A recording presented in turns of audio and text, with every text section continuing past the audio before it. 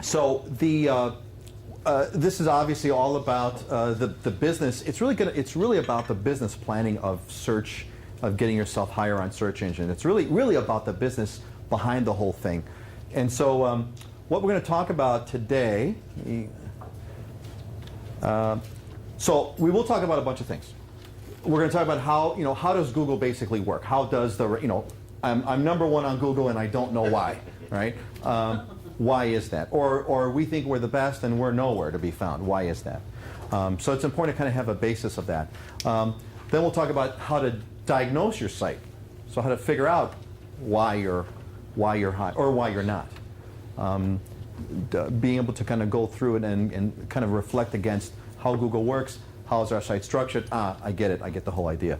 Then really going to talk about the real big picture on this, which is this concept called keywords. And keywords is the phrase that we use when you type something into Google when you're looking for information about the Rail project. Okay, when you type in information about the Rail project, that's what they call a keyword, even though it's made of multiple words. It's a keyword phrase. And really, we'll talk about how keywords is the whole animal. It's the essence of the beginning, the middle, and the end of optimizing your website so that it's findable. And not just findable, but findable under what you want it to be findable under. And I've got some good examples for you. So keywords, you're going to hear me talk about this a lot. We are going to get into the weeds, so to speak, and weeds meaning I will talk about very, very, very specific things that you can do to the site. And it's going to get a little bit technical, but it's not going to get over your head technical. I'm sure you'll all be able to understand it, and I ask you to let me know if you don't, because I will explain it for you. You've all probably got the book. The tab on the inside, actually in a sense, I'm kind of patterning this after that tab you've got that says Google Search Engine somethings. That's Google's book, so to speak, Google's intro to what you need to do to your website. And so a lot of the stuff that I'm going to be talking about and sort of the specifics that you need to do are kind of in that. So you can take that back with you, and it's practically a checklist. And that's Google telling you what to do without telling you all the details of how their stuff works. So we'll be following that. Along the way, I'll be sharing with you a bunch of free tools. I'll be using all kinds of tools that you can use. All of them but one are free, and you can take advantage of nearly immediately. So that all being said, that's kind of what the goal is for today. And really, I'm really happy that we have a small group because it's going to really allow me to kind of zoom in. So what I urge you all to, if you have the courage, I urge you to give me some of your website addresses, and we'll pull up your websites as examples, and I can go through and show you specifically, answer direct questions why your website's doing well or maybe why it's not doing well or whatever. I also have a sample website.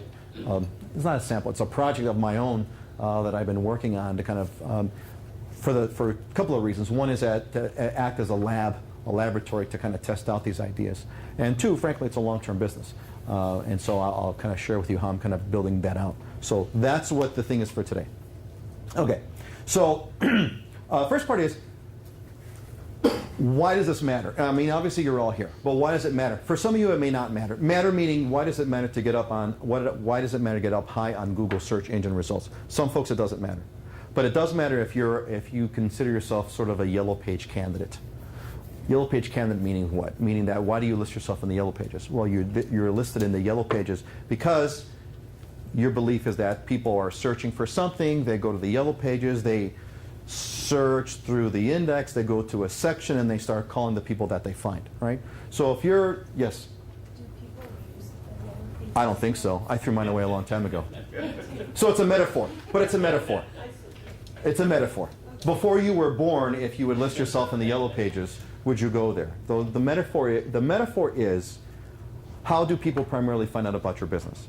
And if you believe that the primary way that people find out about your business would be the equivalent of going through the yellow pages or searching, not for your business name. That's probably why you're number one. I'll take a wild guess that your wife's site is number one on, what's the name of the company? A Cup of Tea. It's probably number one on A Cup of Tea. Probably. Many of you are probably number one on the name of your company. And that's good. But if people were searching you based on the name of your company, you don't have to worry about them searching for you because they already know who you are. The gold is you want to get searches on stuff that your company is about. So when someone searches coffee shop in Kailua, or whatever you want to be known as, right? That's what you want to show up high on, not so much the company name. So the question is your company that kind of a business where you typically would like to be found by people searching for words that are related to what you do? Not everyone's like this. For example, advertising agencies, as an example, they don't really market that way. You don't really go to the yellow pages for an ad agency because how do you find out about an ad agency? Well, it's a friend of a friend of a friend, and it's a referral, and it's a this and that. That's why they don't advertise very much. As an example, some businesses are based on networking, people to people networking, but not everyone is. So it's first of all knowing kind of what's important. And that's just a kind of a little bit of a context on this. So if you're the kind that gets searched, then that's what you need to be searched on. Now the question is, how do you want to be found?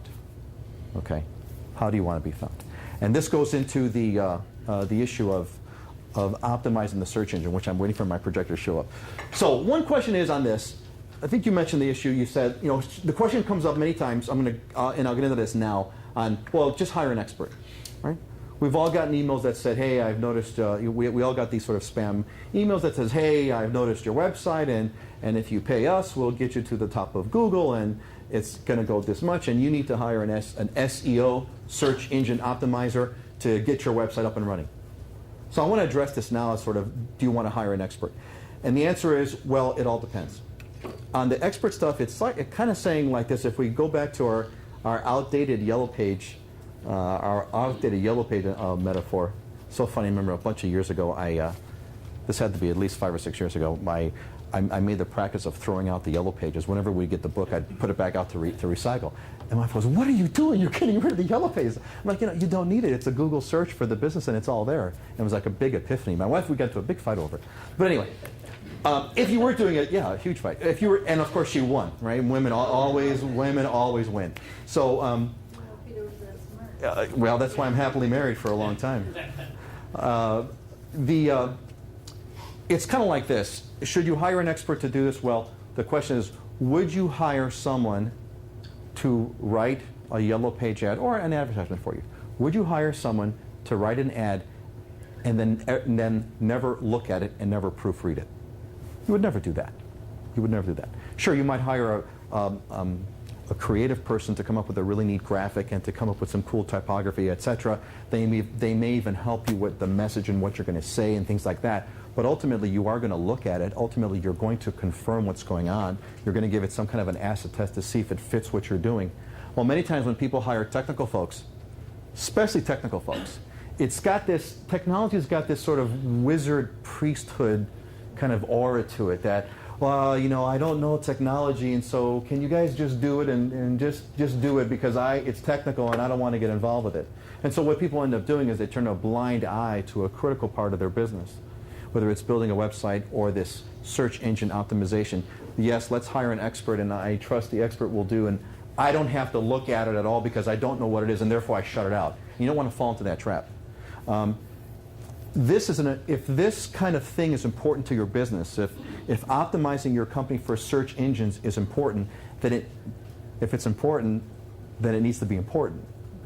I mean that you need to learn not so much the fine technical details, but at least you need to know what's going on so you could recognize a good job when you see one, and you could recognize a poor job when you see one, and you are the one that can measure how well your company is doing in the search engine world without having to talk to an expert. And the good news is that the tools to do these things is free. You can and should, and I'll show you this soon, you can and should have this set up so that you can independently verify, you can independently monitor how you're doing on the search engine ranking and search engine performance. It's easy to do. So it's perfectly okay to hire an expert if A, you know what's going on anyway, and or B, this person will end up teaching you how it's being done. If they teach you how it's being done, then it's a potentially smart move. Because you're hiring someone who's done it 5 times or 6 times before, they're able to do it much faster than you can. You learn in the process because you do have to know this. You do have to know it. I think the biggest shift I see with businesses and websites is and this is changing, thankfully. It used to be the kind of thing where it was too technical, so I'm going to hire a technical person and have them do the whole thing, and I don't even know what it is. I don't even know how it works. And every time I need to dot an I or cross a T, I'm going to hire a person, I'm going to pay someone some hourly rate to dot I's and cross T's. It used to be that way in the old days. And it's shifting now to where it needs to be a fundamental part of your business. And just like you are the one that unlocks the store in the morning, just like you're the ones that pick up the phone, you wouldn't outsource picking up the phone to a third party. Just like you do that, you need to be involved with updating and managing the website content. And that's kind of what this shift is all about. It's okay to hire an expert. Nothing wrong with that, so long as you know what's going on in the first place, you know what's happening, and this person can also train you on what they're doing so you learn. And whether or not you want to keep them long term because they continue to add value, that's up to you, etc. But know what's going on. Don't hire blindly. Don't hire someone to write an ad and never look at the ad, if you will. And I got a link here.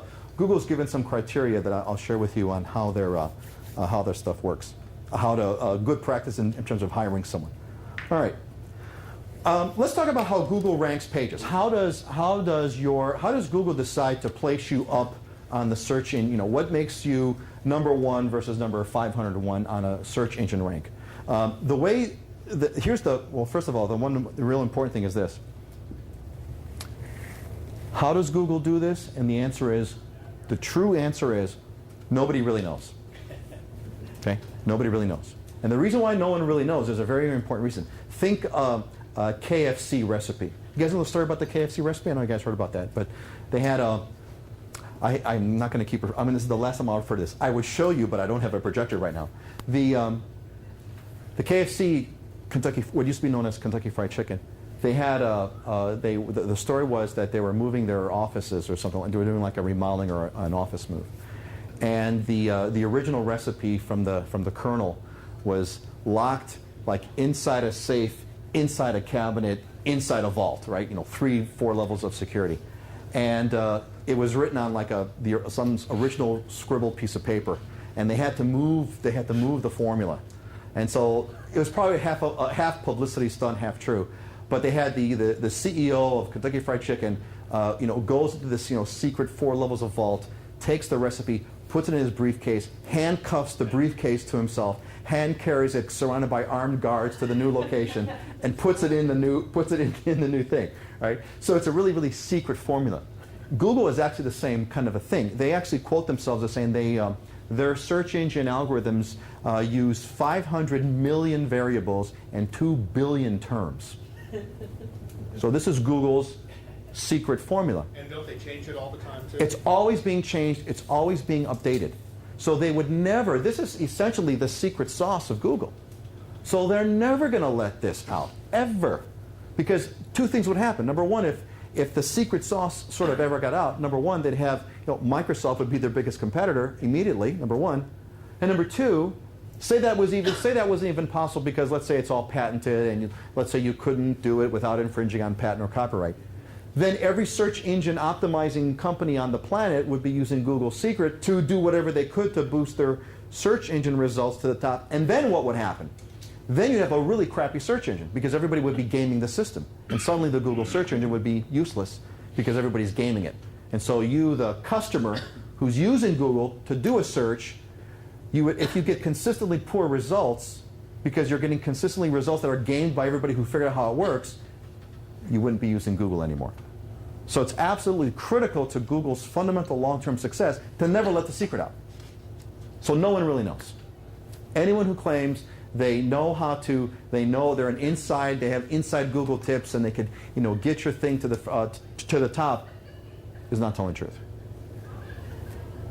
So keep that in mind. They, even though that's the title of this course. You heard of Bing, right? Bing, yes. Yeah. That's Microsoft's search engine. Is that okay? Because I was wondering, they do it a little differently, so they give you a little bit different way to get out. Right? They're doing it differently, and they've got their own way, and they're not using Google's way, and Okay. who knows whatever algorithm that they're using. But right now, for the most part, Google's the only one that matters. They've got like 80-some-odd% of the market. 80-some-odd% of searches. Yes. I know we don't know the whole KFC recipe, but surely somebody has to have an idea of what one ingredient is. I'm curious as to Google's one ingredient. Sometimes I put something in Microsoft Office, right? and the first 4 things don't have Microsoft Office anywhere in it, and the next one says MicrosoftOffice.com. I'm like, well, how the heck could 4 things that don't have Microsoft Office at all, anywhere on the first page or anywhere in the website, get above the actual website I just typed in? Yeah. Any idea? No. Okay. No. Being a 'Cause, I mean, Microsoft Office user, I can tell you it deserves to be there or lower. What? I have to look at a specific example, and I will do that shortly, I'm sure. Yes. When I have my projector open. Could it be how he's searching for things? Because if you put like, I mean, there's a whole language about how. There's a lot of ways, yeah. So Sure. like, like what is it? Quotation. Yeah, marks. there's a lot of variations, and we'll try to pull up some specific examples. Now, we don't know specifically, just like with KFC, we don't know specifically the 11 herbs and spices and the ratio of those spices that the Colonel used to put it together, but we know generally what makes it work. And here's what you need to be aware of to crank your website up, to get it up on Google search engine results. What you need to do on a general basis is you need content, good content. The best way to have a website that ranks high is to have a great website. And what Google determines as a great website is not necessarily one that visually looks beautiful. This is sort of like the old way of kind of thinking about things, right? All of you that have websites, whether it's your first website that you built or your 7th website, what did we always do the day our website launched? We'd send a link to our friends, say, "What do you think?"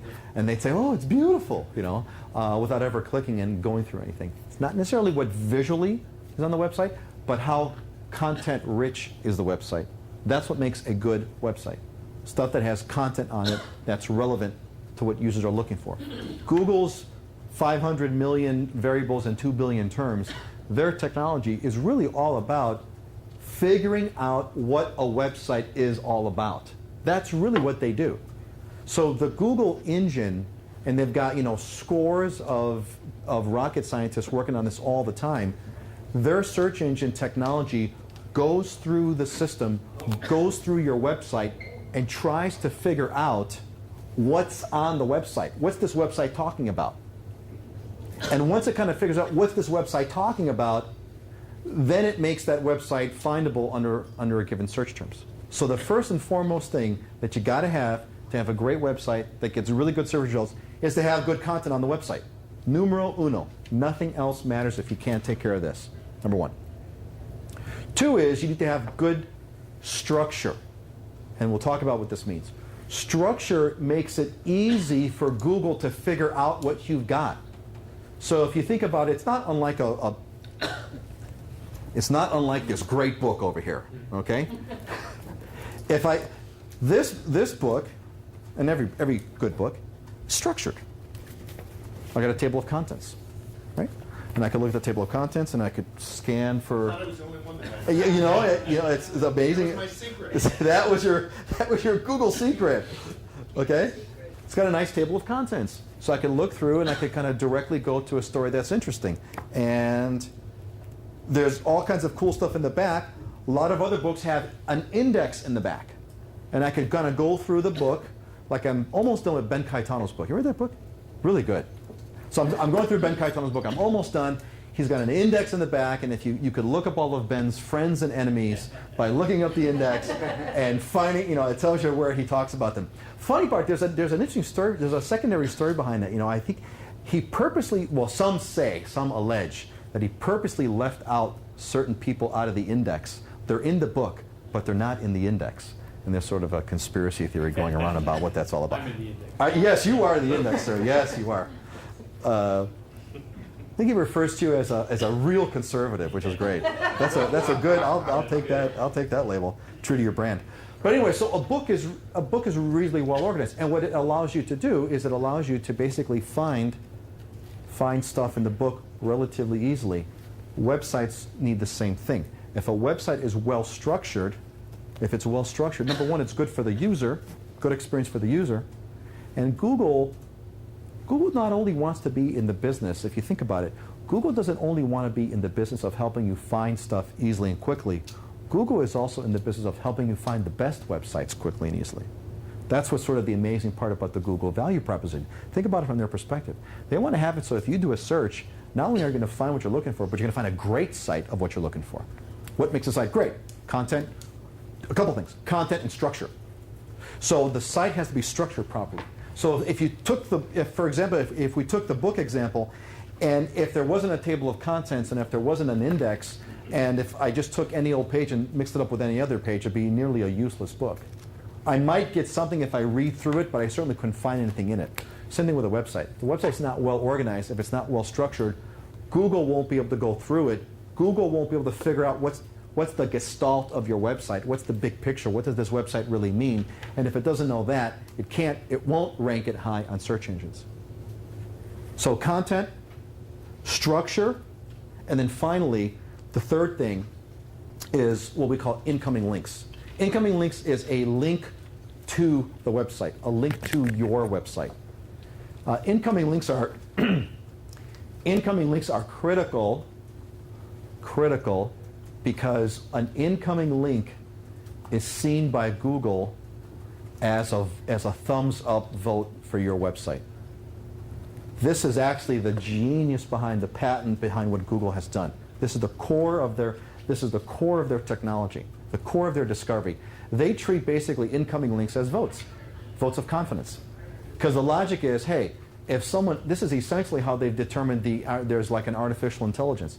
Because what they've done is they're saying, hey, look, if someone else links to your website, that must mean essentially what? It means that your website's good enough for someone to link to.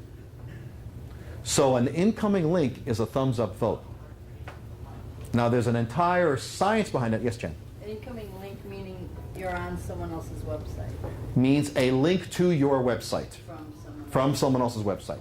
Someone else's website points to your website. Right? Not a link, which is you're linking to somebody else. Right? There's obviously a huge difference. Incoming link is a thumbs up vote. Now there's this huge, again, 500 million variables and 2 billion terms of what's the big deal behind these links. Yes? Is there any way to monitor it? I mean, Yes. anybody can put a link on their website. Well, what if, like, the KKK liked my landscaping? That's right. I wouldn't want to be on their website. That's right. That's right. That's exactly right. But there's nothing you can do about that. Okay. So just don't. So the answer is don't become good friends with the KKK. Don't send them an email saying, could you give a link to my website? Okay. And that actually may be the basis behind how do you get this Microsoft Office to show to the top. There's actually an article in today's, in the geek world of today, and I'll mention this only because it's a good academic exercise, but I'm not going to show it because it's so offensive, it's not even funny. But if you do a search for Michelle Obama, and you look at the images, the pictures, the top image is a super, super, super offensive image. And it's so bad that Google actually put an ad on their page saying, sorry, but this is kind of what happens, and sort of here's why. So you really kind of want to watch those incoming links because they are a vote up. They are a vote up, but they're a vote up. There's a whole science behind it because Google says, well, who's linking to you and how good is the site that's linking to you? For example, if you get a link to you from CNN, that's a huge thumbs up. Huge thumbs up because CNN is highly regarded by Google as a really great site. So it's almost like it's a reputation sharing system, right? So it's like reputations, right? If a criminal said, hey, he's really a great guy, it's like, about that, right? But if some reputable person said, hey, he's a great guy, that means a lot. So reputations matter. Get a question. All right, that's my projector. Yay! Matt, you are the hero for this morning. Thank you. Yes, you had a question. I guess it has to do with that. Until you get people linking to your website, how do you get people to link to your website? That's a great question. That's a great question. Oh, that's okay. Oh, that's all right. The way you get, okay, anyone got an idea of how to get, if you don't have people linking to your website, how do you get people to link to your website? Ask them, right? And but before you, that's very true, you have to ask. It's like closing a deal. It's like closing the sale, got to ask for the sale. But before you ask, what do you better have before you ask them? Better have a great content. Right. Because actually what also happens now, and I don't want to get into this whole science, art, frankly, of search engine optimization is a very, very, very deep topic. In other words, we're really, really going through just a really, frankly, a cursory introduction to this. There are scads and scads of books and choke web pages and all kinds of research on the nuances of search engine optimization. Thank you. But I'll tell you this, one other element of the search engine thing is when you do link to someone's website, you actually use up a little bit of your equity. So it's almost like a bank. Your Google almost kind of sees your, thank you very much. Google almost sees your website as a bank. In other words, the bank you have a certain amount of equity. There's a balance in your account, and it's sort of like the quality of the website is like your equity. The number of incoming links are like deposits, and the number of outgoing links are like payments.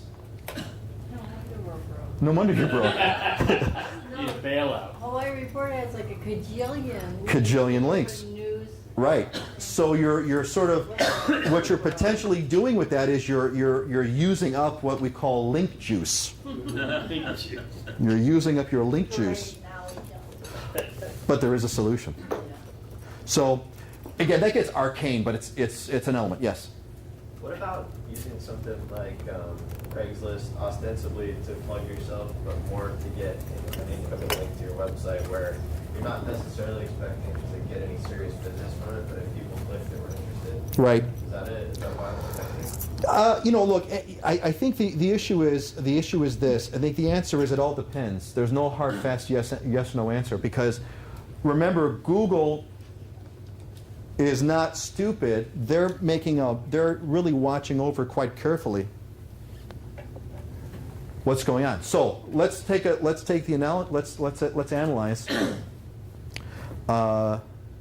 Let's analyze what I just mentioned about link equity. You've got a bunch of deposits and you've got a bunch of withdrawals. Now, if Craigslist has a gazillion links going out of it, what's ultimately the value of Craigslist? Not so high. Okay? The Google guys, Google's not just this website that's not dynamic. Google's got PhDs behind it. They're categorizing a bunch of websites to say, well, look, anybody can go into Craigslist and link to their own website. What's that worth? It's not worth a whole lot. Is it an incoming link? Yes. Will people perhaps find your website because they're searching on Craigslist and there's a link to your website? Sure. Will Google consider a link from Craigslist to be an important link? No. Follow? Okay. Peter? Yes. I've tended to think that maybe I should categorize companies into two different groups. The first group being companies that are competing globally in a very competitive situation, and those that are competing locally and not in such a competitive situation. And that maybe the search engine rankings for one, that links, for instance, make a bigger difference for global competition where you might have millions of competitors, whereas the guy in Kailua who wants to be found in Kailua may not have to worry about links or some of these things because he only has 5 competitors. Right. Am I naive to think that? I wouldn't call you naive. I think the issue is this: is that you're bringing up a whole issue of local search.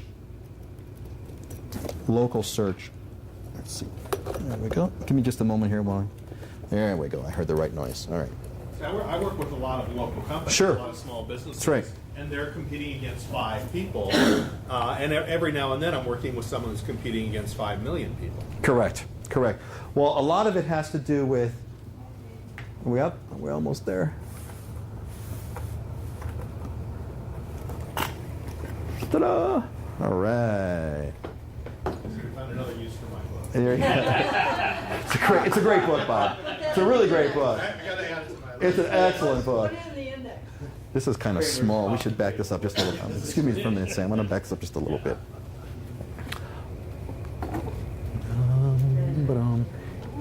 We won't need the book. Bob, I'm sorry, Bob. Bob, I'm sorry. We don't need the book. Okay. All right. Very good. Okay, so that's a really good question because I think what you do is you think about on the issue of local search. Think about how you search for something local. What do you put in Google? Kailua, T. Exactly. So you're automatically self sort of deglobalizing the search anyway. But so you all get that? When you do a local search, when you do a local search essentially on Google, right? You search and you say, well, I'm looking for, Kailua Tea, or I'm looking for sporting goods store Honolulu, right? But here's the thing, how does Google know that you're in Honolulu or Kailua if you don't have words that say Kailua or Honolulu? Well, I tend to think that if a website says Kailua, Oahu, Honolulu, Windward, Right. A series Correct. of geographic things, Correct. that they'll catch no matter what people might type in. If the URL has the keywords in it, if it's on those words are on the site, then I tend to think links are not as important for local competitors. Well, links are not as important unless those local competitors have more links. Links are always important. Now, if there's only 5 guys, then who cares? There are 5 will show up. Whether you're 1 or number 5 on Google may not matter. You follow? Yeah. But links, the issue of incoming links always matters. The localization may change the universe of who Google searches for, but those are pretty much constants of the universe in terms of the rank. How does the rank work? It works with good content, good structure, and incoming links. You keep those in mind, you'll do great. But you got to have the first. You got to have the first one. Well, it's almost in order. You got to have great content first. You got to have it properly structured second, and then once you've got that going, really, and the truth is, once you've got that going, then you could do the incoming links. But as we talked about earlier, you can't even ask for someone to link to you until you have a good site to begin with. Otherwise, it's an embarrassment. Okay? Yes? If you have 1 and 2, how important is the incoming links? Think of them as multiplying effects. It's this times this times that. Okay? So it's a multiplier. If you've got, it's a multiplier. I don't need to go into details. So like my wife won the award for Lima Award, so they're linking to her site. It's an established funnel advertising, so that's a good link, obviously. Correct. Well, here, let's find out. Now that I have a projector, yay! Let me show you how it all works. So, let me show you how to confirm. You asked earlier, how do you know how many? You were the one who asked, right? Okay. So, how do you find out how many incoming links your website has? Oh, guess what you use to figure out how many incoming links your website? Go to Google. Yeah. Okay. So here's let's go to Google. And what you do on Google. Okay. So here's the Google homepage. So what you do is you click on this link here that says Advanced Search. And you may not be able to see it here, but you see that link? Okay. Yeah. So you click on Advanced Search, then you're going to get this Advanced Search page. So who would like to be the first? Who would like to be the guinea pig here? Hawaii Reporter. Okay. Okay. So what we'll do is let's. Yeah. Yeah. Don't hold back, Jay. Don't. So let's do this. So first I'm going to bring up the website to make sure I've got the proper URL in place. Okay? All right, so there's hawaiireporter.com. And so now we're going to go to the Google Advanced Search. And what you do is you look on this screen here, and there's a little plus sign that says date, usage rights, numeric range, and more. So you kind of expand this thing. And at the very, very, very bottom, there's a box that says page-specific tools. You all see that? Okay. So right there, you click in the URL that you're pointing to, right where it says find pages that link to the page. See that? And then hold your breath. And click on search. So this says you have 1 to 10 of about 286. So Hawaii Reporter has about 286 incoming links that link directly to, now let's see if there's a difference here, that link to Why Iraqi-born Dutch citizen gets 25 years in prison? We're on his website. Now, interesting, it's also counting, this is kind of like a not incredibly smart thing because, look, Google is looking at Hawaii Reporters, link it to Hawaii Reporters. So you have to kind of be aware of how you look at that, okay? But it is the way to do it. Now, if I go back down here for a moment, and what happens if I type in www, I'll probably get something different. And this illustrates a little, one of these little nuances of search engines that we'll talk about later. I had this on our list of stuff. Okay, so now I typed in www, and it's the same, 286. So you've got 286 links, give or take. A lot of these are existing links, so that kind of doesn't count, really. All right. But the moral of the story is, but here's the other ones. Okay, so here's the other ones. So the moral of the story is, the way to find out how many incoming links you have is to go to Google, do an advanced search. What's your wife's website name? acupoftea.com. acupoftea.com? It's not updated because the webmaster was hanging a shelf last night Hate it when that happens. and washing a fan, so I No, there it is, acupoftea.com. Okay. turn up the music. It's a nice music. Don't worry. Okay, so if we did the same, is it all right if we do an advanced search? Sure. Okay. Definitely. It's almost like violating someone's privacy. Yeah. He's like, okay. Then your place is free. Well, thank Okay. you very much. So there's the My wife's link. plates, I'm the slave. Oh, Okay. You've got two. Okay. Okay. I know. I'm gonna silence the music if you don't mind. Peter, would you Yes, like sir. to link to my So you have a link from Sweet Willa's review in the Kailua Chamber of Commerce. Right. no Okay. advertising. So why doesn't she have a link from the Lima Awards? Because if you go to Lima Awards, it links. That's a good question. I'm not exactly sure. We'd have to find out why. It could be that Google doesn't know about it. What is it? Lima Awards? Yeah.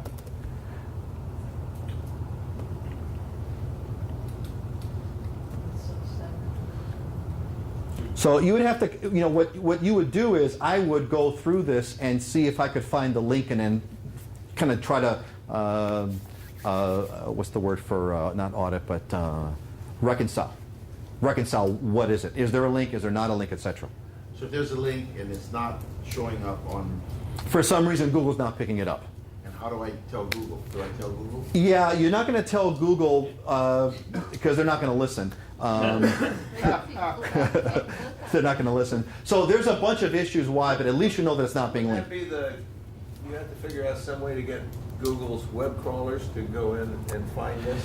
Yeah, Google's pretty smart about crawling. I mean, it's pretty much, it should know about the Honolulu Advertiser. It could be that, Google's not going through the HonoluluAdvertiser.com. That's possible. There's also another thing too. It's possible that advertiser is maybe giving a link, but they're giving a link using a special term, and I don't want to geek out too much, but they're giving a term called a no-follow term, and no-follow means, Google, we're linking to this site, but we're not really endorsing this site. It's sort of a link, but not really a link. It's like a white lie. It's a link that doesn't use link juice. Remember I talked about link juice? Yes. It's sort of like linking to a site without spending money on that link. What's the terminology? No-follow, and I'll get more into that. There's a no-follow No, link. because I can call an advertiser and talk to their web guy and Say, hey man, where's my link? And don't put a no-follow on it, yeah. We sometimes, like in our Twitter feed, we'll use a URL shortener. Yes. When someone clicks on that URL shortener and it ends up getting linked to us, because of what you're saying with the link kind of deflation, because of the URL shortening service, Right. they get a lot of links. Would it be wiser to use the full? If you text could. If it's not too complicated. If it's not too complicated, if you could, yeah. But there's a whole issue about that too on Twitter, etc. Again, Twitter's link, what do you think Twitter's link equity is, link value is? It's like, right here, right? Because everybody's got, Twitter's nothing but links, right? And anyone can create a link off Twitter. Anyone can. So I can't tell you specifically how Google rates it, but just intuitively, based on what we've talked about, you can tell that it's not a really high up there link. That all being said, getting a real link as opposed to a URL short like bit.ly or whatever is probably a little bit of a better idea. But you got to balance that now, because if you use the really, really long URL, then your Twitter thing is going to be really short, and there's all kinds of trade-offs. But on a general basis, yes. Peter, can you do a search on Honolulu advertising? Do a search on Honolulu Advertising? Well, here's what you can do. I'll give you even better than that.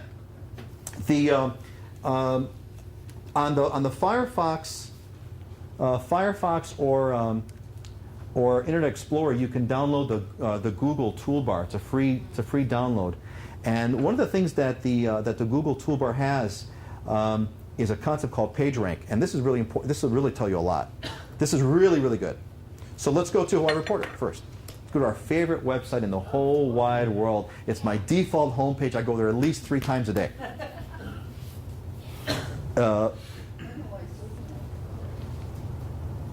So watch this thing over here.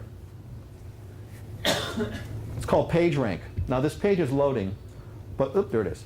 What Google does is Google ranks a page. And you can see what the page rank is if you have the Google toolbar.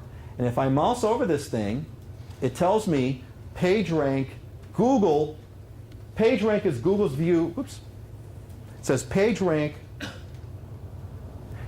is Google's view of the importance of this page, and it gives this page a 5 out of 10.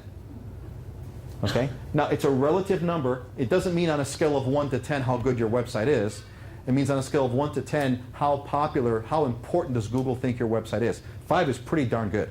Okay, 5 is really, really good. But a website like Facebook, here, let's compare. Should we compare? Oh, let's compare you to Honolulu Advertiser. Honolulu Advertiser. Okay? So let's compare you against the worst website in the whole planet.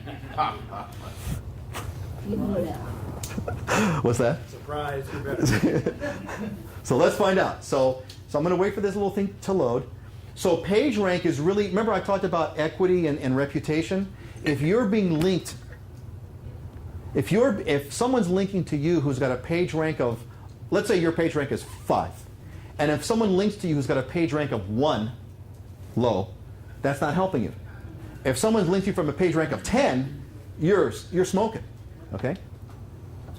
So it hasn't quite finished the load yet. I think this net connection in this area is really slow, but I'll take what I can get because. Can't you stop pages from loading?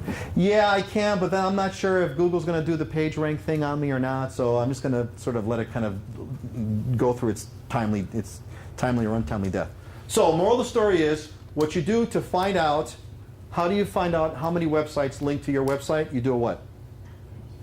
Advanced. You do an advanced search. You do an advanced search.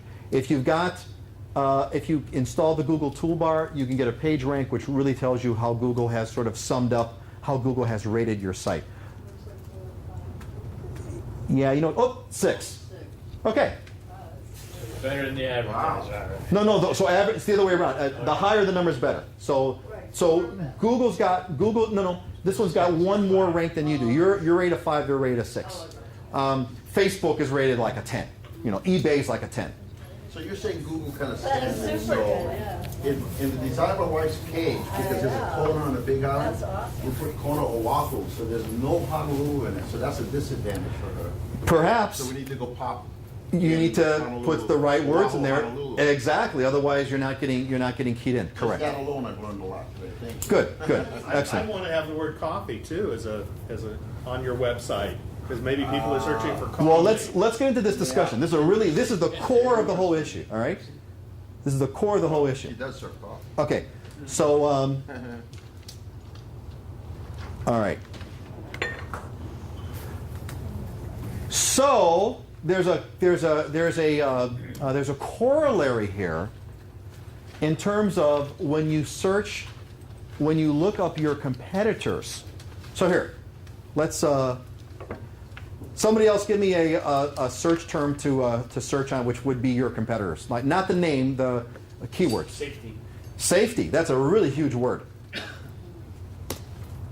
Okay, so safety. So who shows up first as safety.com? Okay? So let's do a real quick competitive analysis. One thing I could do is I could bring up safety.com's website and look at the page rank. That's one thing I could do. What if we did safety from Hawaii here? Okay, Safety Hawaii. This is 89 million. Yeah, 89 million results. Okay. I'd say Safety Hawaii shows up Safety Systems Hawaii. Probably one of your competitors. 44 million. Yes. Yes, damn it.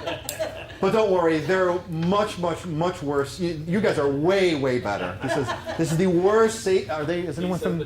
Are they here, Sam? Did they register? Okay, they're just the most awful. These are the best guys. These are the best guys on the planet. Not locally owned. Yes, not locally And I owned. think some of they're Democrats. So let's do. Okay, let's not get political, man. We're going to be in for next week. Okay, so let's do some real quick competitive analysis. One is I would bring them up and I would look at their page rank, but I'm not going to do this. It's going to take too long. But one thing I do want to do is, SafetySystemsHawaii.com, right? Well, besides page rank, I want to find out how many incoming links do they have, right? Because I can't sit. I can kind of go there and decide on how good their site's content is, right? But I really want to know, now this says 22,700 links, which is an amazing number. That is a huge number. Do you want to disclose your website so we can see how many incoming links you have? GP Railway Solutions. GP Well, that must Road. have something to do then with the number of products they sell. Who knows? Yeah. Okay, you've got 136. You get it? Yeah, that's pretty good. So I don't care how many times you have the word safety and solutions and Hawaii and content. Google says, wait a minute, I got somebody who's got 136 something, and I got those 22,000. Follow? Mm-hmm. So that's kind of where you have to figure out how to equalize that. Or what do you do, okay, business people, what do you do, marketing people, if the market you're going after is too competitive? What should you do marketing-wise? You want to go after what? Niche. Right. So keyword-wise, your niche may not be safety, but you could come up with something that's more niche-oriented, and we'll talk about that. This is the whole keyword strategy. This is the essence of what we're going to be talking about. Now, suppose they're running ads. This safety, Doesn't matter. Ads are different. Ads are different. Okay. Ads don't count, right? Ads are evil. So, for example, what I mean by that is you can't see this visually, but you all know the shaded area on top is the ads, and also the stuff on the side is the ads. So you can buy yourself and think here. But when you all go searching through Google, how many times do you click on stuff on the side or on top in the shaded versus the real search results, what's called organic results? Typically, most times you're going to click on the organic results, unless someone comes up with a really eye-catching thing, because you pretty much know you're clicking on an ad over here, right? Intuitively, Google has trained us to know that you can't see it's shaded here, but the shaded area is our ads, and the stuff on the side are ads. The stuff in the middle is like the real thing, the organic search, and that's where the money is. By the way, that's also free. Could cost you a fortune, depending on what the situation is. Could cost you a fortune to pay for those ads. Yeah. Right? And you may not get the results you want. Clicked on, huh? Everything get clicked on. Yeah. And we're talking about that. I've got that on the agenda too. Good. All right? We good? So what you would do now, so by the way, back on our friends here. So what I would do on the safety systems deal is I would go, this is a list, 22,000. This is a list of everybody who's linking to SafetySystemsHawaii.com. Now, what might be a technique you could use to get links to come to your website in addition to Safety Systems? What could you do? What does this list really represent potentially? It's a contact list. It's a list of websites to go talk to, right? It's a list of websites to go talk to find and email them, call them, whatever. Say, hey, you know what? We got a really cool safety systems website too. Could you guys maybe link to us? Sometimes you may find, like, let's just take one. So here's, we'll skip the safety systems websites and we'll go to safety systems product details from the automotive industry, which is coming from zib.com. Who the hell is zib.com? I don't know. But guess what? This is perfect. Zib.com looks like, very quickly, they look like they're some sort of a business directory website. Typically, business directory websites love to give links to other companies because that's what makes their thing more valuable. So I would go through Zib and figure out what would it take to get a link from Zib. Maybe you have to pay them a few bucks, maybe you have to enter it in, God knows what, but get the link from Zib. So this list here becomes essentially your call list. think salesperson. It's your call list to go through this list and get a hold of these websites and figure out if they will give you a link or not.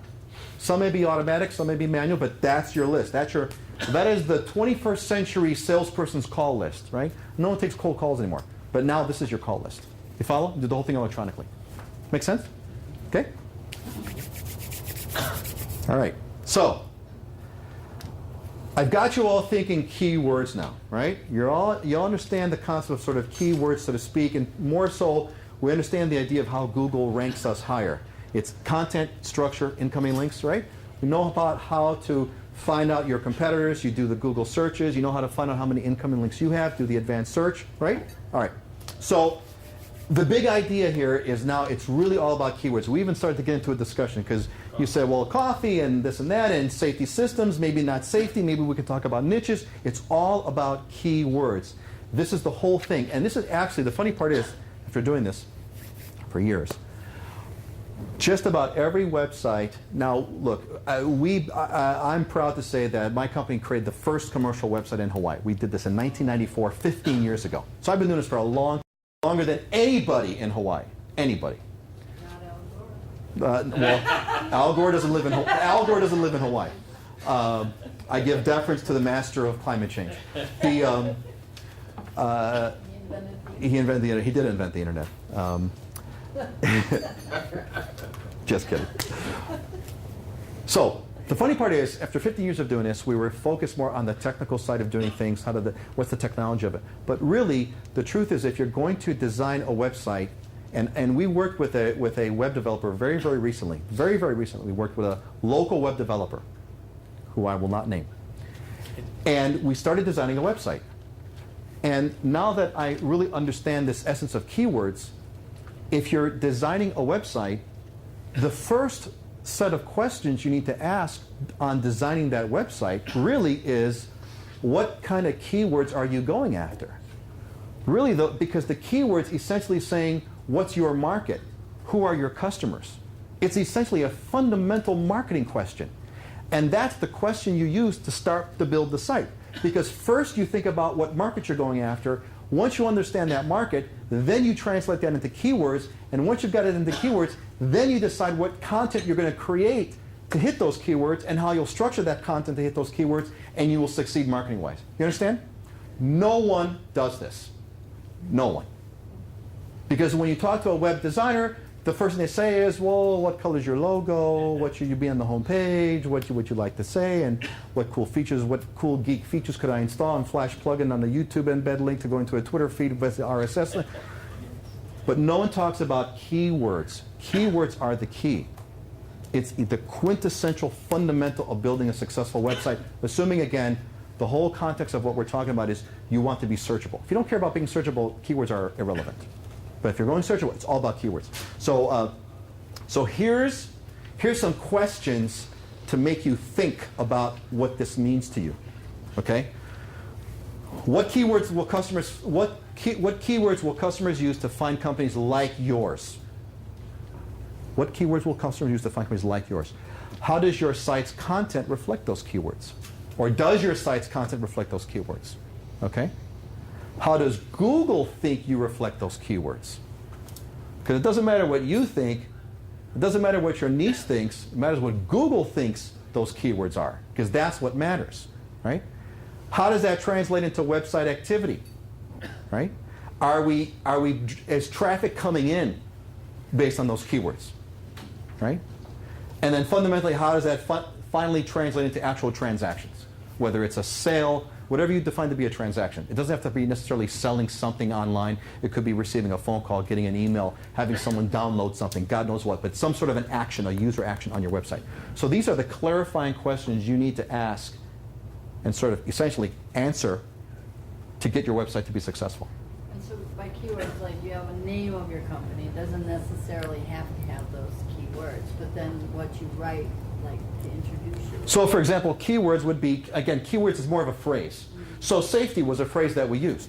So safety would be a keyword to answer my question, what keywords do customers use? Well, yeah, customers might type in safety Hawaii. right? So that's a keyword. Now there's other keyword, like what kind of other stuff do you guys do that's safety? What else would you, what's a niche? Fall protection. Fall protection. Fall protection. That's another keyword. Barricade. Barricades. Fall protection, barricades. Boom, boom, boom, boom. You should rattle all those off. And ideally you want to have a gigantic list of keywords. Now there's a whole fun marketing part of keywords that we're going to go into. Yes? Having keywords on your website, like Honolulu several times, is that a multiplier too? A Or negative just one? multiplier. It's a negative multiplier. It is. Well, it all depends. Remember, Google has 500 million variables and 2 billion terms. They are very cognizant of people that are trying to game the system. Right? Game it means, oh, I'm going to put Honolulu all over my website. Google says, aha, you're putting Honolulu all over your website. Evil person, I won't link you anymore. But they don't tell you. Of course not. They don't tell you the secret sauce. Right? But there's signs, there's evidence, right? There's evidence everywhere. So actually, one thing I forgot to add, and I should have added this, on terms of what you need to do to get high on the search engine. Remember, good content, good structure, incoming links. There is a fourth one. Don't try to game the system. Don't game it. Because Google finds out, and their response is anywhere from mild to terrible. Now, there are many stories of guys that tried to sort of figure out how to game the system, and Google basically said, we're taking you out of our search results altogether. And if Google takes you out of their search results altogether, you might as well just crawl up and die, because no one's going to find you. It's like delisting your phone number. How did Franz Kafka get a hold of this so he could write Castle? What's that? I think It's all about a guy out there, and he's getting all these messages from this information thing that tells him that he's going to be killed because he's done all these things and he can't figure out. Do something stupid or controversial. It's easy online. Okay, so these are the keyword questions. This is what the clarifying part of what your website is. So now, how do we kind of take this concept of keywords and how do we make this into web traffic? So here's the essence of the business, right here. Here's how to make a lot of money. Okay? I've made it 4 easy steps. Okay? 4 easy steps. Here's how you do it. Number 1, research the right keywords. You got to get the right stuff, and we'll talk about every one of these things. Okay? 2, develop a site that targets those keywords. This is almost a review. 3, get others that link to your site. Once you've got the keywords that make sense, and you've developed a site that hits those keywords, then you get those incoming links, and when you get those incoming links, you will have traffic, and then you convert that traffic into dollars. This is how you do it. This is how it's done. No matter what. Whether it's videotaping, wedding videotaping services or whatever, or whether it's safety systems, or whether it's coffee, right? Whatever it is, or whether it's cool videos that we make for you, right? Whatever it is, this is how you do it. Okay? Questions? All right. So, I'm going to skip this because it's almost out of context. So let's do this. The first point is, how do you research the keyword? How do you pick the right keyword? Good question. You got to use the right tool. So let's do that. So let's research, and here's your chance for free consulting, because I'm going to use some tools here that will do some researching. So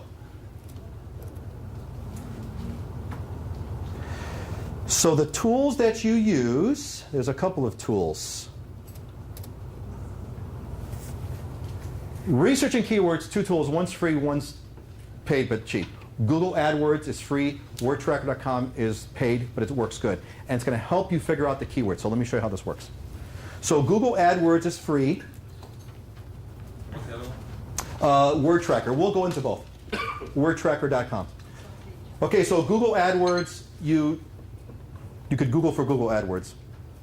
Google AdWords.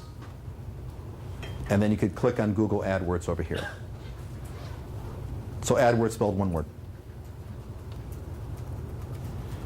And then you get a chance to either log in or register or get an account. I'm not going to go into those details. I want to get into the meat of what we want to find out with Google AdWords.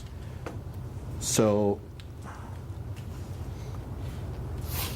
in Google AdWords, there is the keyword tool. Okay, we'll just do one more click here.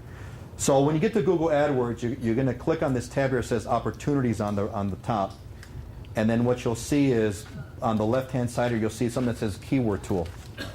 This is a good one. So you click on the keyword tool, and when you click on the keyword tool, here's your chance to do your research. So let's do keywords. So who would like me to do a research on their keywords? Yes, give me a keyword. Saffron James. Criminal attorney. Criminal attorney. Two-word. Yeah, keyword. When we say keyword, it's not a singular word, it's a phrase.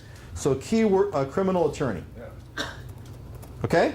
Note that is not duplicated. It's a synonym. With all due respect. You know, bring a lawyer, you're gonna get lawyer jokes. I'm sorry, it's just the way it is. I can't help that. Okay.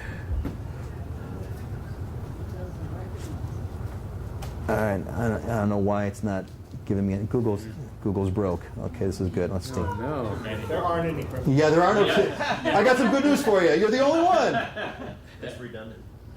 I don't know what's going on all of a sudden. This is weird. Let's go here. Let's try it this way. Keyword tool. You know, first it was the projector. Now it's Google. I mean, this is just not my day here. Criminal attorney. They know you're trying to. They know. Game it. You're gaming the system. Okay, we'll just, whoop, here it comes. All right. So you do, oh, bingo, here we go. So Google AdWords, technically it's for people that want to advertise on Google. But you could use their technology to understand the essence of the dynamics of the keyword. Now, let's back up for a minute. Why am I doing this? Why am I doing this? Okay, so we talked about get the right keywords, right? Well, the question is, what are the right keywords? How do you determine what a keyword is? Give me some really super duper esoteric product that you guys sell. Just as esoteric as you can get. Steel barricade. Still Birkin, not very esoteric. Okay, so if I did a search term on, if I did a search term on coffee in, if I did a term of coffee in Kailua with sugar on top by a pink website and my wife who won the Alima Award, and you search that in, you put that into Google, chances are you may come first. You may be first on the search engine result, right? But the question is, who the hell else is going to enter that into a search term? And the answer is nobody. I might be typing place to meet in Kailua. Place to meet in Kailua. Okay, fine. That's a search term, somewhat specific. The question I would counter with was, well, how many other people are searching for that term? So you might win the battle. Hey, I'm number one. I'm number one on Google under place to meet in Kailua. Yay! But so what? No one's searching for that term. So what have you gotten? You have nothing. So it's a multiplier. You got to pick A, the right keyword, B, that people are searching on. Because if you pick a keyword that no one cares about, who cares? You got bragging rights. Hey, watch this, honey. I'm number one. If I type in place to meet in Kailua with da-da-da-da, you know, so what? So we need to think how people are going to look. So steel barricade on the Liga School Street. Yeah, that's esoteric. No one's going to enter that search term in. On Monday. Thank you, on Monday. Thank you. Right. Right? So you can say, hey, boss, I got great news. We're number one on Google, boss. He's like, yeah, I really got. Look, if you type in Lilian Street Barricade on Monday, look at that. We're number one. Yay! That's a great tip. Right? How about Hawaii perfumes? Hawaii, what about Hawaii perfumes? Okay. Yeah, the question is, well, yeah, what about it? Well, what about it? In Mapunapuna. In Mapuna. So, On the bus. here, so we're doing, okay, so the point is you got to pick the keyword that people are searching on. So let's do criminal attorneys. So here's the gem. This is the gem. How could a geek get so excited about keyword search? Jesus, what's with this guy? Stop it. Okay, so Google AdWords, if I do a search for criminal attorneys, guess what? So I'm going to do I'm going to sort by local search volume, and look at this. Google says there are 246,000 searches for criminal attorneys A day? monthly. What if you put criminal attorney and you put like a client's name that you know? Would it go back to? Well, we could do all kinds. So there's one. So criminal attorney is 246,000. So now here's what's cool. Google gives you other search engine, other ideas. Okay. So for example, Orange County criminal attorneys is being searched a whopping 320 times. So there's a niche, right? Yeah. So you may or may not want that niche, but the point is you can spend a day on Google AdWords searching through various terms to give you a feel for what's hot and what's not. So you said Hawaii perfumes? Yeah. Okay, so let's do Hawaii perfumes. So if you're an attorney, a criminal attorney in Orange County, you would want to put those 4 words in there? Well, if you're a criminal attorney in Orange County and you're going after those, here's the point. Thank you. It's a great question. If you're a criminal attorney in Orange County, would you want those in your, well, it all depends. The question is this.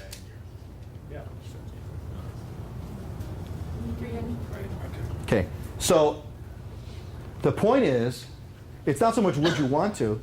The question is, this gets 320 versus, well, would you want to go after that? Or maybe you'd want to go after, you know, NJ criminal attorney who's getting 1,300. So the point of this tool is to give you a relative activity. How many times are people searching for a word? Not whether or not you want to put it on your website. You may not. The point is, it's telling you how many times people are searching for a term to help you figure out if you want to go after that term or not. Do you understand? But if I put just criminal attorney, I'm in with... You got huge competition. Right. Correct. It's the whole United States. It's the whole United States, right. Right. So the issue comes up is, who else is competing for that term? Guys in New York. We don't know. We're going to find out, though. Okay? So let's just do Hawaii perfume, just to give a Hawaii perfumes. Perfume or perfumes? Perfume. Okay. So how many want to bet that more searches are being done for criminal attorneys than Hawaii perfume? Let's find out. But here's the point, relative difference, yes. Does it matter the order of the words if it's perfume Hawaii or? You know, I don't know. That's some kind of things you can kind of play with. I think a lot of it determines. Well, so if we sort by volume, Hawaii perfume gets 2,900. Well, there's a sad indictment. Okay. Hawaiian. Well, Hawaii perfume. Well, I searched this. What I did is I took all the results. Thank you. This is a really, really, really good point. So, here you go, folks. If the keywords in your business is Hawaii perfume, that's what you said, and you're coming up with a keyword strategy, and let's say you could only pick one, would you rather go after Hawaiian perfume or would you go after Hawaii perfume?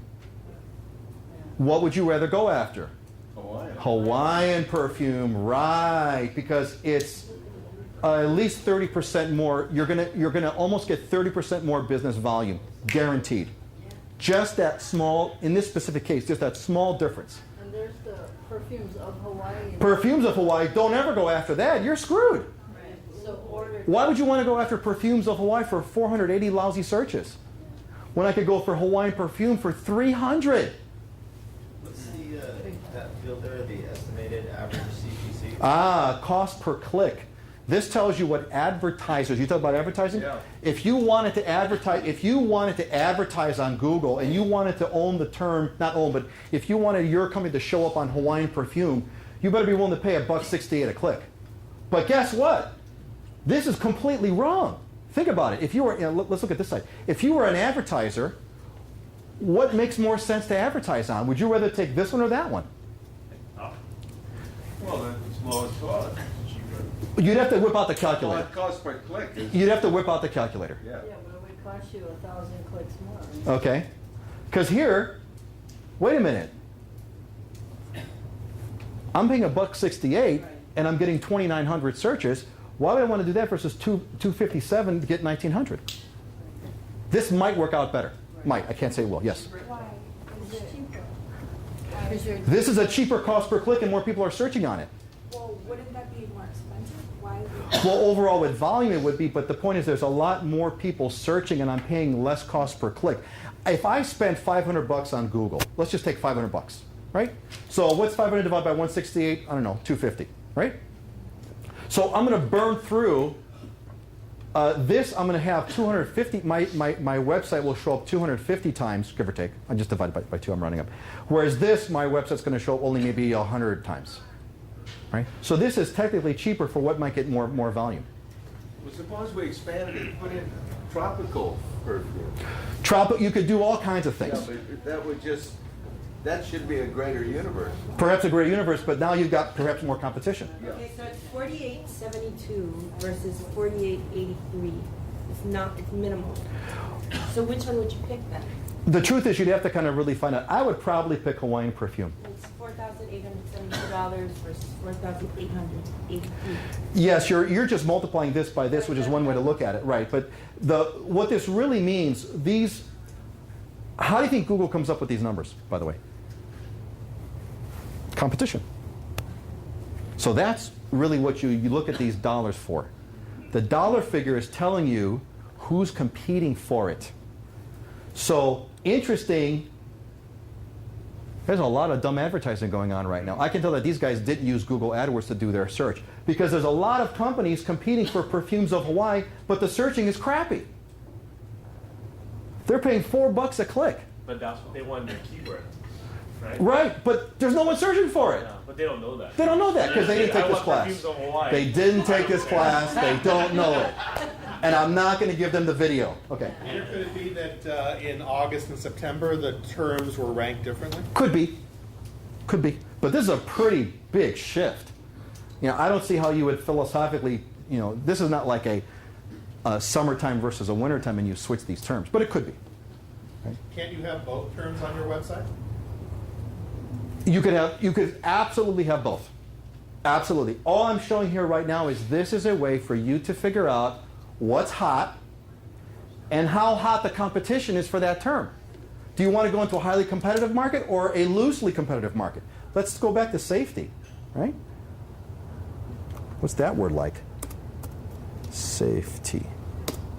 Oops.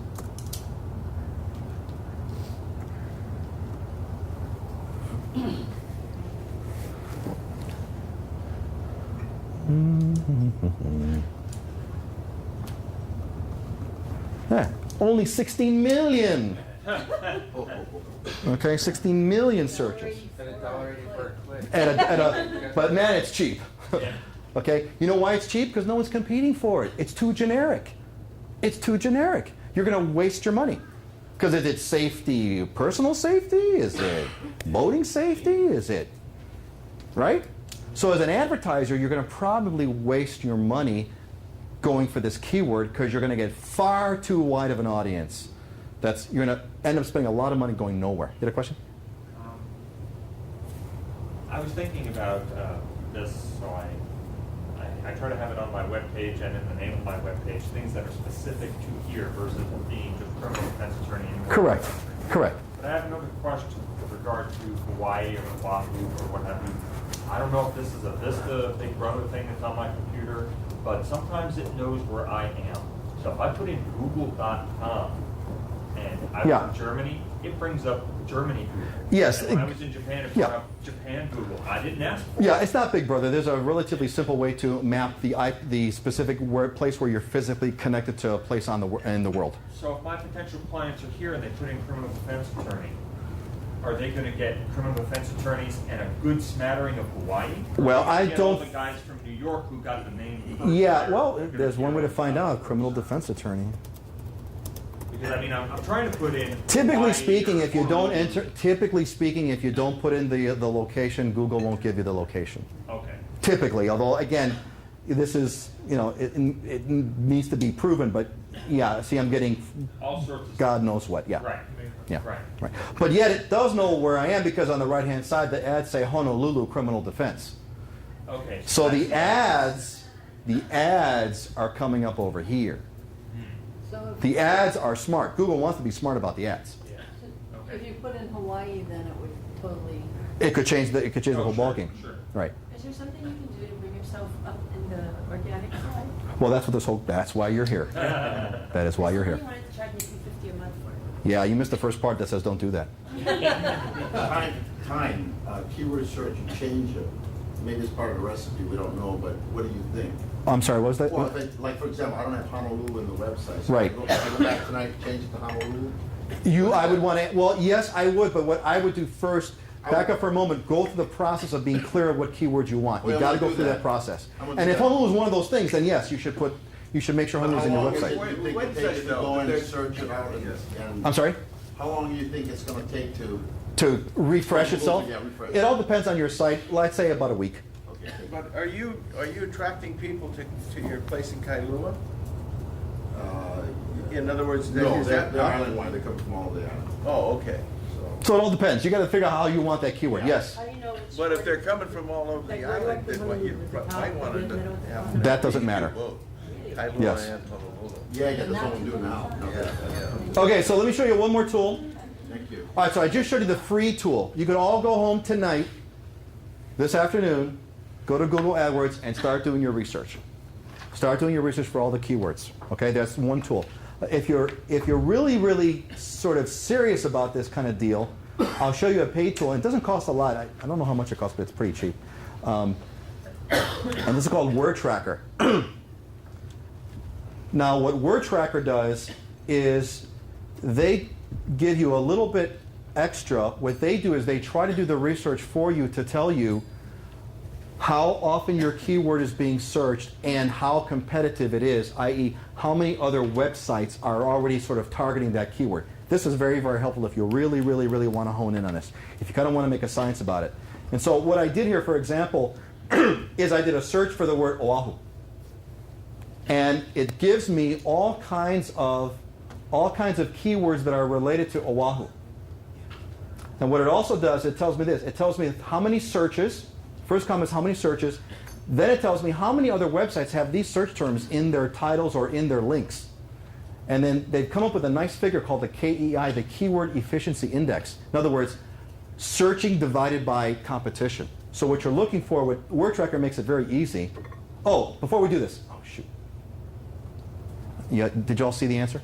So on Oahu, if you were going to target a website, let's say a visitor-related website that was targeting Oahu visitors, what do you think is the combination of most in demand yet least competition for? What do you think that is on Oahu? You follow me? What keyword are people searching for the most that has the least amount of competition? Anybody want to guess? Just take a wild guess. You mean it's all over the place? Meaning what term are people typing in to search that has the highest amount of searches and the least amount of competition? It's a ratio. Waikiki. Waikiki. Okay, very good.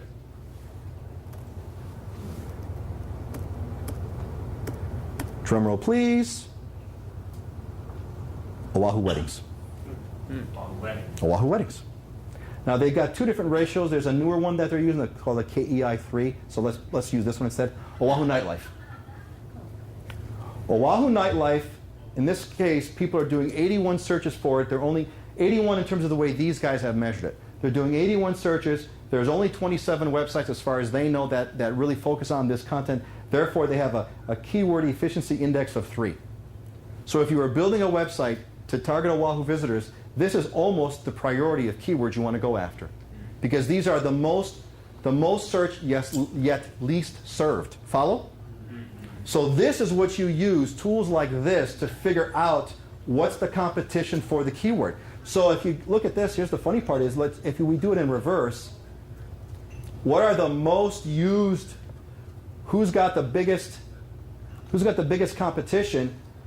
Oahu vacation. Huge. Not a whole lot of searches, tons of websites. Right? Oahu, 722, 74,000. So you don't want to go after this keyword because you're going to get murdered. When you put in, like, say, Hawaii, Oahu vacation, the search just picks it up as the term Oahu. What these guys are saying is for the keyword search Oahu vacation, they're basically saying, now these numbers, these are their research numbers, not Google numbers, but they're saying, look, we picked up 7 searches for this term, and there's 1,800 websites that focus on these terms. Therefore, their ratio is super, super awful. So what you would do if you want the real scoop is you use these two tools. You use Word Tracker on one side to kind of figure out what the competition is for a keyword term, and then you flip back into Google AdWords to get the real numbers of the real volume. So I'm going to go back up here, and if I type in Oahu, or Oahu vacation, right? So if I go Oahu vacation, I will get from the horse's mouth how many people are really searching for Oahu vacation. Because it's not 7. It's more than 7. It's 33,000. Wow. Okay, but that's because this is Google's database. Word Tracker doesn't have access to Google's internals.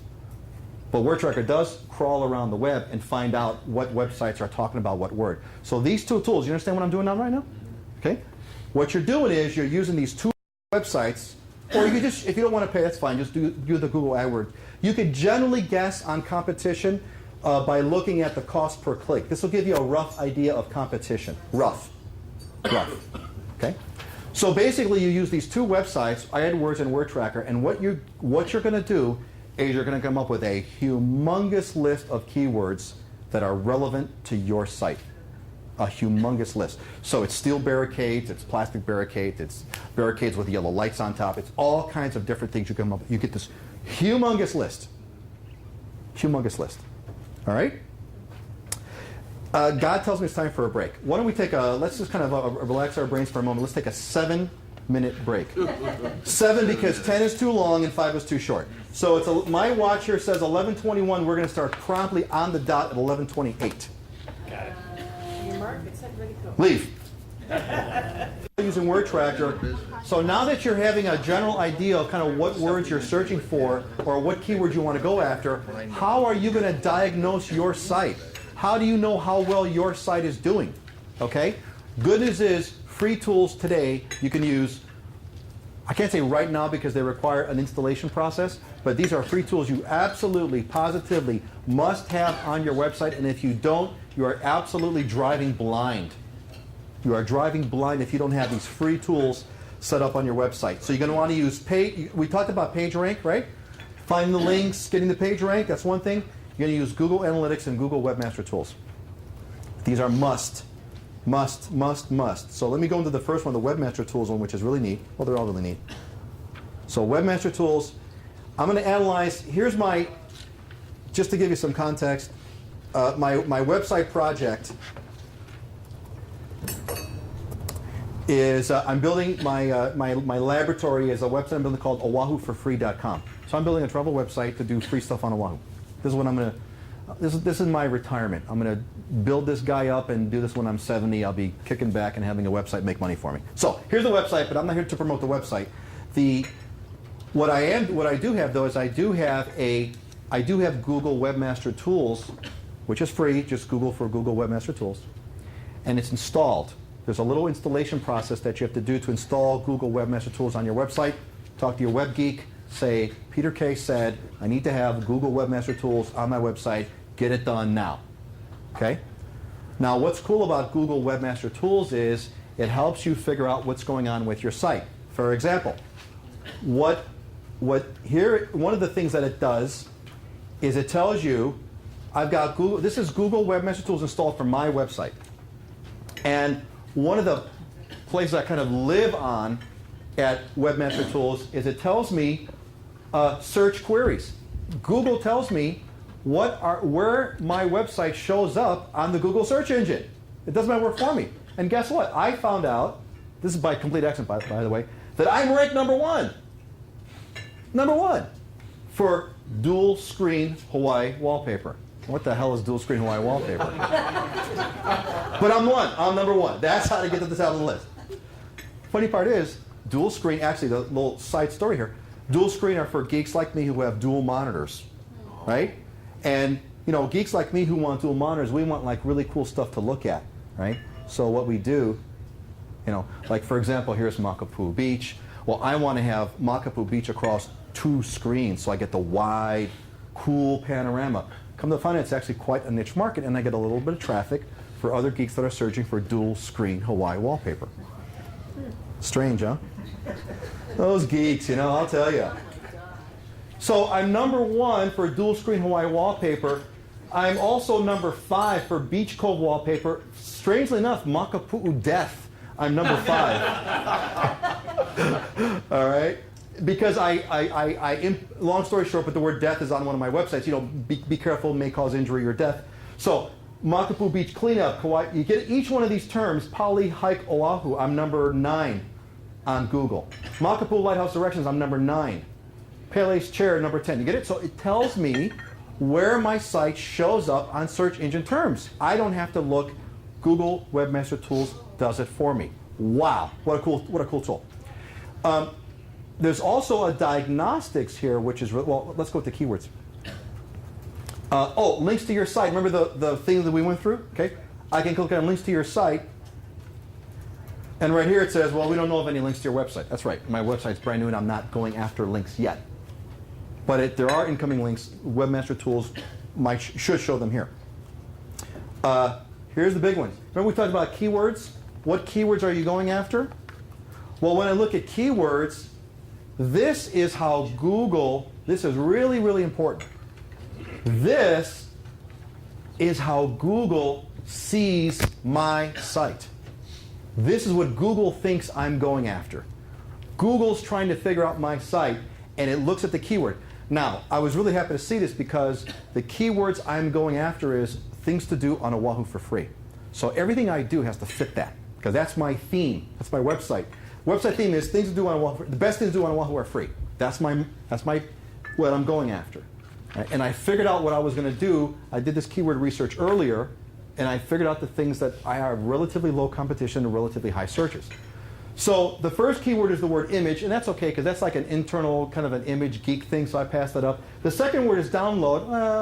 Okay. But the third word is Oahu. Boom. I'm hitting the nail on the head. Google sees the word Oahu on my website. That's a big deal for me. My keywords are congruent. The keywords that, here's the key. No pun intended. The keywords that Google sees on my website are congruent with the keywords I want to go after. You follow? Because you could say what you're going to go after, but if Google doesn't think you're going after it, it's irrelevant. So this is where I get to see stuff fits. Now, a lot of these things are technical things like window, mouse, refresh screen, slideshow, size box, format, JPEG. Beach. Bingo. Oahu beaches is one of my top terms I'm going after. Yeah, free needs to be here, right? So this tells me that, you know what, you don't have free here enough. Free's a weird word, though, because free's a scammy word, so Google tends to not take free that much. But yes, on a technical basis, I would want, or things to do, etc., I'd want to have that here. So I can go through this and basically see how congruent my website is to what I want to do. Now, once I get through the technical stuff, you'll see it's right in line with what I'm going after. I'm going after Hawaii beaches, hiking, not so much parking, trails, pele's, water, cove, pool, island. You get it? So what you want to do is Webmaster Tools helps you confirm what Google thinks about your site. It's absolutely invaluable. Yes? Do you ever take tips, like say parking, you said not so much, but what if you thought I could list all the free places to park on there? Hey, and what I would do is I would research keyword tools. I would see what the competition is for free parking spots on Oahu, right? But again, this all has to fit back to the business plan. Because at the end of the day, how am I going to monetize free parking on Oahu? Right. Well, I don't know right now, right? So you're thinking about how you're going to monetize that traffic once you get it. My plan was I'm going to put together a website of free things to do on Oahu because my research showed me that very few sites are doing this. Low competition, high searches. I'm going after that. How am I going to monetize that traffic when I get it? Easy. I'm going to sell travel. I'm going to do deals where you can be able to buy hotels, buy Air Reuben car. Maybe I'll even figure out a way to sort of package these screensavers because the screensaver story is all by itself. I never thought about going after screensavers. But now that I know that people are searching for it, maybe I'll sell screensavers for cheap. You could create an iPhone app for 99 cents. iPhone app for 99 cents. Free things to do on Oahu. Once I've got the content built, I could sell the iPhone app. I could sell, you get it, but I have a general plan of how I'm going to monetize it. So you go after free parking, but how am I going to monetize it? Free parking, typically locals are going after free parking. I don't know. Maybe there is a way to maybe you can link to a car dealer. Maybe that would be the Car break-in guy. Car break-in guy. Who knows? Yeah, towing service. Right. But that's part of the business planning you've got to do as you go after these keywords. Salient point is Google Webmaster Tools, really efficient way to tell you how you're doing on various search engine ranks. Google does that for you. It's a great way to look at it. And by the way, it changes every single day. Okay, tells you what keywords Google sees. Another really valuable feature is it does diagnostics too, which is really good. So for example, it'll give you HTML suggestions. Now we haven't gotten into this part. This is the technical side of it, but Google tries to look and see, do you have problems with the way you're presenting the content on your website? So for example, There's some things we'll talk about later, hopefully. Talk about meta tags and descriptions. Do I have things that are too long or too short? Good news is no. But do you have, let's talk about titles instead of metas. Just forget the meta and just think titles. Title tags. Do I have any pages that don't have a title? It's bad if you do. Well, no, I don't. I have 0. So Google would diagnose for me if I have any pages that are lacking titles. Right? Long title tags. Do I have any titles that are too long? No, I don't. Do I have any too short? No, I don't. Do I have any tags that are non-informative? No, I don't.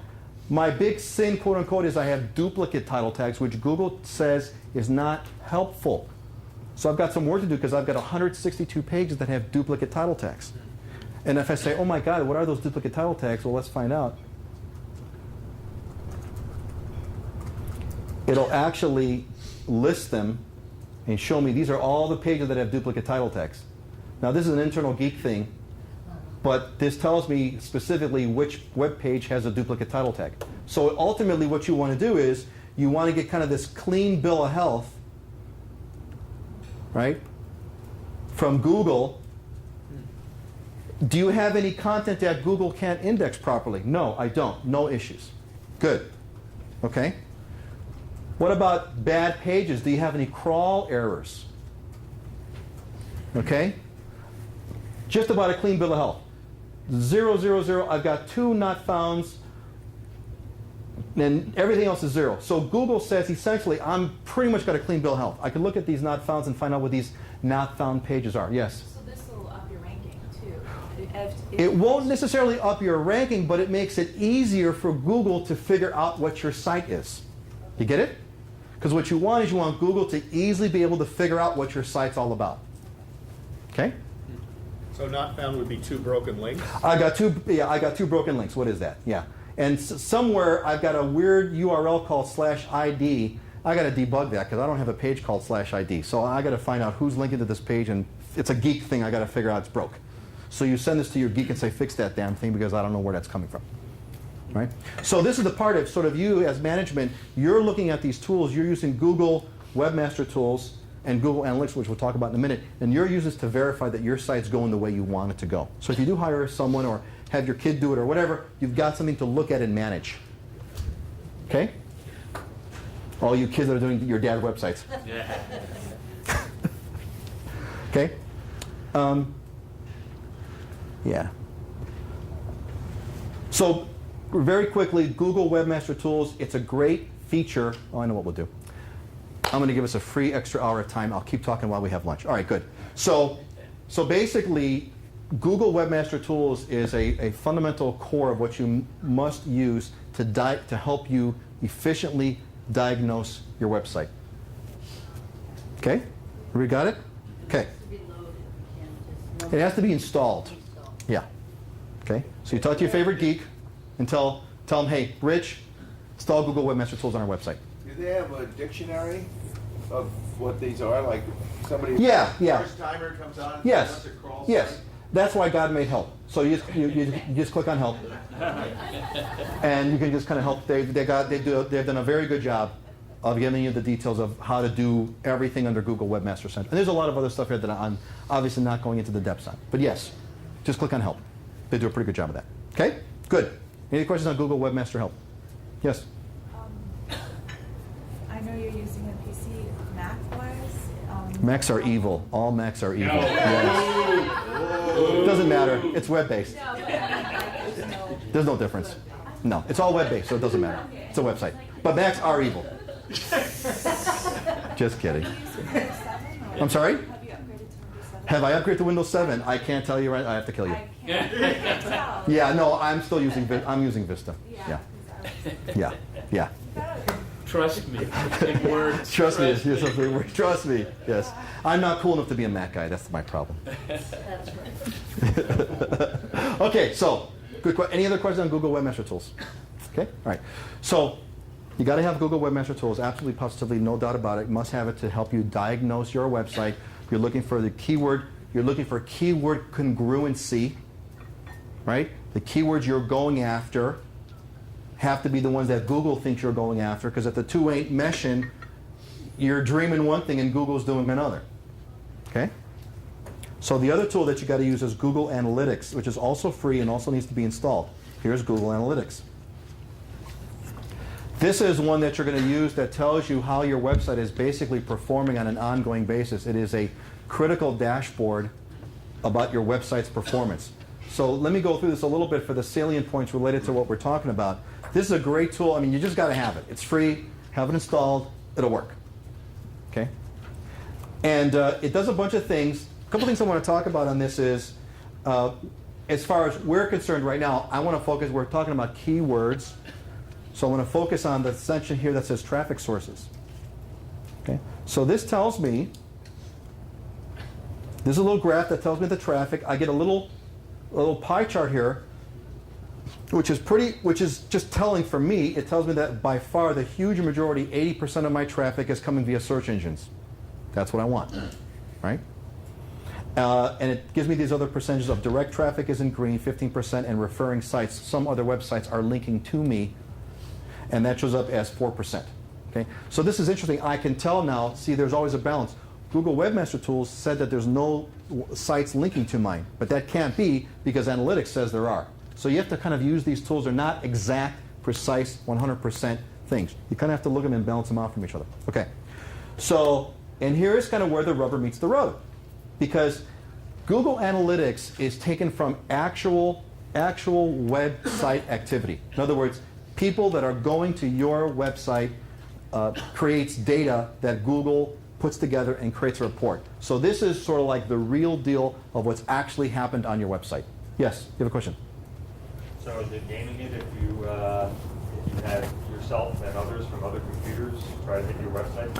No, it's not gaming anything. You're going to show that you have a whole lot of activity from all your friends, and Google could care less, and you won't make any money. No, but Yeah. if it shows people going there, then that might bring others because they see that people are going there. No one else sees this except you. Oh, never mind. Yeah. There's no way to game the system. They have 500 million variables and 2 billion terms. Again, monthly? Right. Is this daily? This, you can pick your range, but in this specific case, it defaults to, I believe, 1 month. Okay. So this is each day of the month over here. This is each day over a 1 month period. And it tells you how many visits? Cor- So visits is actually somebody. This is the number of visits. When someone comes to a website, it's a visit. Okay. So on Thursday the 29th, I had 12 visits. Okay? What's the other thing? Hits, like if somebody's going page to page to page, that's different. Yeah, I'll go over that. That's content or page view. So what I am in the mode of right now, I'm in the very, very early stages of building out this website. So I am like obsessed with keyword focus as I build the website because I want to make sure it's fitting the keywords I want to go after. So I'm always looking at keywords. So let's click on keywords. And it tells me, let's open this up to all. And this tells me every keyword phrase that people are entering in Google that brings them to my site. So interesting, I have the most amount of visits from people typing in Pele's chair. And that's because I've got a couple of pages about Pele's chair, right? Pele's chair, Oahu, from here to Eternity Beach. I did some stuff on that from Haluna Cove. Kauai Beach Park, Moana Bay Map, Poly Hike Oahu, Dual Screen Hawaii, Fee Screen Wallpaper, Hiking Trails Oahu, Kauai Beach Mark, Oahu Map Directions. Oahu Maps, huge term, a huge underserved term, Oahu Maps. I'm going after Oahu Maps. So I'm going through this list and I am smiling because I know that the keywords I'm going after is what people are finding me on. Mission accomplished. Mission accomplished. And they're niches. I can't go after Oahu, remember? Oahu's way the heck too big. So I get a little niche like Pele's chair that only locals pretty much know, right? But I also have Oahu Map Directions. I'm getting more general now. So the strategy is you start by developing your niches, niche pages. And as you develop a lot of niche pages, this is kind of what ends up happening. So now it's appropriate to bring up this slide.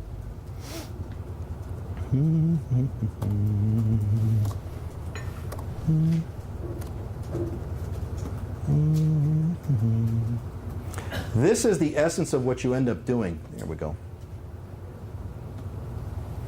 As you structure the website, what happens is you kind of build it bottom up, and Google begins to figure out what you have bottom up. So what we have here is a site structure where, so this is like Hope Valley Wines.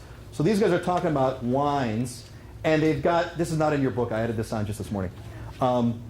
So what they've got is, they've got a couple of wines like Shiraz, Riesling, and Cellar d'Or. General themes. Under these, they have more specific content about Cellar d'Or. Under here, it's more specific content about Riesling, etc. So you basically, the strategy is you figure out this whole universe of keywords that you're going to go after, everything under safety. You go after the whole enchilada, but you start with niches that are relatively underserved. You develop content for the relatively underserved niches, and then you build and build and build into more and more general content. And what happens is, sooner or later, I guarantee you, check back in 10 years, I will own Oahu. I'm going to, right? Because I've got a methodical way of doing it, right? And I'm going to build it, but it's going to take me 10 years, and that's okay. I don't care. I'll be alive in 10 years, hopefully. I pray I will be alive in 10 years. Okay? Okay. So, that's that. Any questions?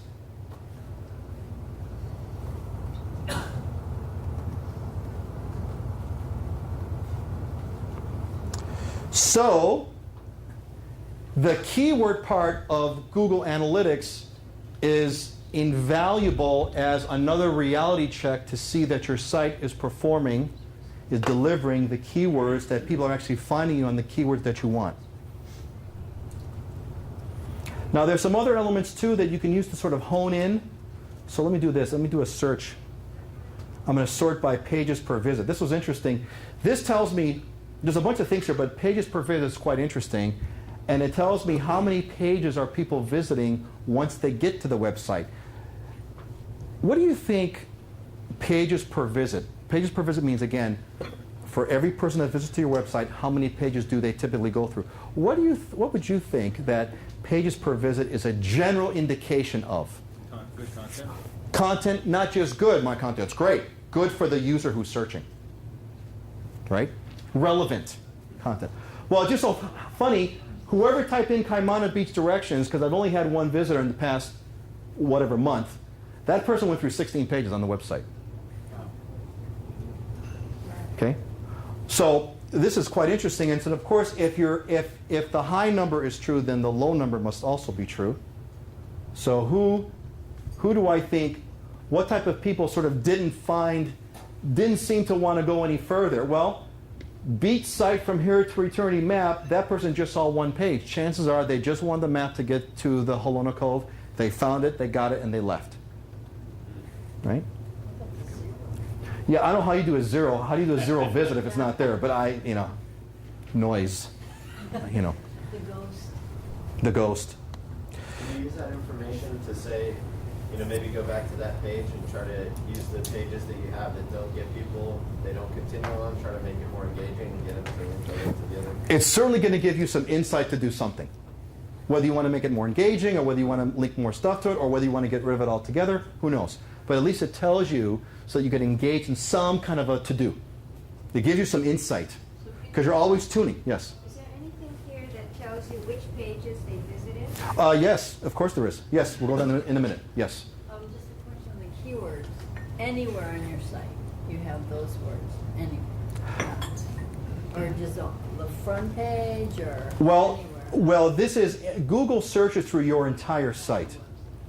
And this is telling me these are keyword searches that people typed into Google that led them to your site. Okay. That's how they got here. They got here by typing in, somebody typed in catch black crabs Hawaii, and they found my website. I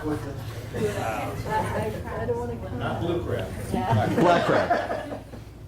Yes. How are Flash sites tracked as far as page views and things? How are Flash sites tracked? Not very well is the answer. Yeah. Flash is a technology that people use to make really cool, fancy stuff. But because Flash is not easily crawlable, Google can't figure out, by looking at the Flash on your website, what's in there easily. So Flash is generally, we kind of minimize the use of Flash, if at all. maybe just a component in the site, not the whole. I think of a Flash as a fancy picture, the way I would think about a fancy picture, but I would not build my site on Flash. That was the big deal a long time ago, but it's kind of out of the vogue now. Okay, good. Okay, so the question is, can you tell which pages that your websites, that people are viewing on your website? Yes, of course you can. So traffic sources, again, there's all kinds of fun stuff you could look here. Oh, referring sites here is just real fast. And I'll tell you a simple story about, see, I know I have referring sites because they're here. So I know that I got 2 visits from bestofkailua.ning.com. That's from Brooke and Gloria, who aren't here today. But I've got a link from bestofkailua.ning.com. I also have one from Google's getting me some traffic. Someone from Facebook somewhere put a link to my site. That's cool. Google. I don't know who OpenDNS is. I know that Google Images from Australia are linking to my website, which is kind of interesting to me. I'm going to see if I could. Do I have any more? I don't think so. Okay. Okay. So pages. So that's called content. And if I go into content, so it tells me the pages on the site were viewed 464 times. Cool. So what's the top content? Well, as you might guess, the top content is the homepage. This is just a slash. Slash means homepage. So homepage is viewed 50 times, but cool. Oahu hiking trails is number 2 with 45. Then, not too far down, beaches is 23. This is right in line with where I'm going. Because my strategy is I'm going to build, I found out my search terms. I'm looking for maps, beaches, hiking trails, and this is the research I did through Word Tracker that tells me these are relatively underserved areas. Okay? So there's hiking trails, beaches, maps. Boom, I'm on track. And in between here, it's stuff that's related to this, like driving directions. Wallpaper is the weird one. Wallpaper is the one that I never figured out. I never thought I'd get traffic on because I didn't care about it, but it came up. Okay? So this tells me what pages are big. Now, another part that's interesting is the to help you hone your site. There's your top landing and top exit pages. So what are the top landing pages? Landing means what page did people come to via searches the most? They came into. Home is first, which is good. But second, interesting, is Halona Cove. Halona Cove is the top landing page. Landing means it's the first page that people landed on. Moral of the story is people don't typically land only on your home page. Many people think that you always think about your website as, they're going to come to my homepage. They typically don't. And if you add up all these numbers, look, I've had 177 entrances, of which the homepage only has 33. That's less than a third, right? A fifth. Less than 20%. Right? Do I have that right? 6? Oh, yeah. Fifth, sixth, if I don't have a calculator, I just can't do math anymore. So, the point is, your homepage is not your top landing page. In fact, it's all over the place. It's everywhere. Perfect. But you also got to think about that on your website to know, don't always think about your website from the perspective of the home page. So that would be a really big deal. I see a lot of people have these, a page deep inside your website may not have a link to the home page. It may not have a link to other places to go look at. Right? So if your site's not well navigatable, you're missing out because people are coming in. We all think homepage, but that's not how people find your website. Yes? When you have a link on your website and it takes them out of your website. Bring lunch, darling. Bring lunch. Tell them to bring lunch in. No, we go out there. Oh, we go out there? Buffet. Oh, damn. Buffet. It's a buffet? Yeah. Can we buffet and bring back in here? Yeah. Okay. Can you hold that question? Let's all go get some food and come back. Let's eat, and I'll keep talking. Good. Go. Go. 7 minutes. 7 minutes. You go first. No. That's funny because there was no. Do I really have Spanish on my teeth? Oh, you're so easy. I'm so easy. I'm so good. Well, geeks are gullible. We think, Okay, so let's continue on over here. And again, just enjoy your lunch.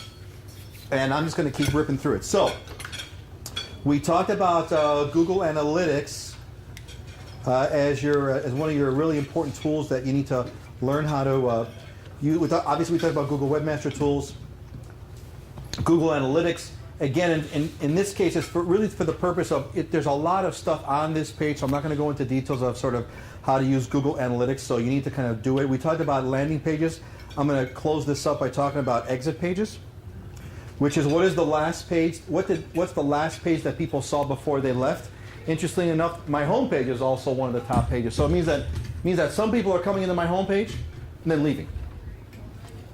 So they're not getting what they need, for whatever reason, they're not getting what they need to get off of my website. So this is something interesting too. I'm not going to go into details, but it's another aspect that you have to do. Okay, so let's go back to a little presentation here. All right, so we talked about these various tools, webmaster tools, etc. We talked about analytics. Got that? Good. Okay. So, why isn't your website ranking high today? If it is or if it isn't, why isn't it? Well, this is what you need to ask yourself. Are you properly keyword focused? Do you have a clear idea of what keywords you're going after? Does your site content reflect those keywords? I'm going after these words. Do I have them in my site? I don't have Honolulu. Okay. Do you have incoming links that are relevant to your keywords? Google does a little bit of a blurb. A blank incoming link is good, but an incoming link that's related to your keyword is really good. So, for example, if I was going after the keyword of, if I was going to go after the keyword of free things to do on Oahu, and I had a link from a high-ranking website, like a super high-ranking website like Hawaii Reporter, that says, hey, here's a great website for free things to do on Oahu, and that's free things to do on Oahu is inside the link, the underlined word. That means a lot to Google. That means a lot. And finally, is the competition for your keywords too high? So these are things to think about. These are questions to ask yourself about your website. Am I keyword focused? Is my site content reflecting those keywords? Do I have incoming links? And do I have competition that's too high? Any one of those things can throw off why your website doesn't link high. So that's how you figure that out. All right? Okay. So, again, we went over this. We talked about a review. Okay, good. Next. So, all right. So now, what are you going to do? Let's get into the weeds here. How do you do this? How do you actually increase? How do you tweak your site? How do you get those things going? And so what I need to talk about here, let's see. This is directly related to what's in the book. So the good news is I'm not going to go into it. We'll go over it on a cursory level because this information is in the book. Every one of these headings is in the book. So it's so much in the book, I'm not even going to read it because it's in the book. But we're going to go through these things quickly. So the first thing, I talked about this earlier, you want to promote your site. On this thing on the list, one of the things is promote your website in the right way. So you do want to promote your website, and we talked about it a little bit earlier, so you want to get those incoming links, and you want to get incoming links from good sources. Super hot tip that only you folks are going to find out about right now as an added bonus because you showed up. I didn't talk about this. I didn't talk about this in the sales spiel. But you want to, who knows about Google Local Business Center? Who knows about that? Oh, very good. Oh, you guys already know. This is huge. You must, when you go home, run, don't walk, and enter your website in the Google Local Business Center system. So you go to google.com, I think it's google.com/LBC, Local Business Center. And there's a little video here that's not coming up right now, but there's basically, this is what Google is doing, and this was a related question to Bob's thing about local searches. This is a service that Google is building on that is designed to provide local search information. It's a place, it's essentially an even more organized way for businesses to get themselves listed locally inside Google's local search. And frankly, it's so new, I don't know how new it is because I just found out about it like a couple days ago. But apparently the video explains it, but they're not just doing where you can put, your company's name and address. They're doing things where you could upload, if you have like a restaurant, you could upload your menu, your hours of operation, all kinds of data, and they also give you analytics-like reporting that tells you people that are finding your website, what things people are looking for. They've kind of blended Google Analytics for small business for local. So local business, you could also input coupons, offers, and specials and things like that into the system. So every one of you that got local businesses, get yourself entered into Google local business center. So this is huge, and it's free. Google's big time going after the local search market. Local search is like a going to be a giant source of revenue for Google, and that's why they're going after it. But so get yourself entered into the Google local business center. Give me a scotch, please. Okay. All right.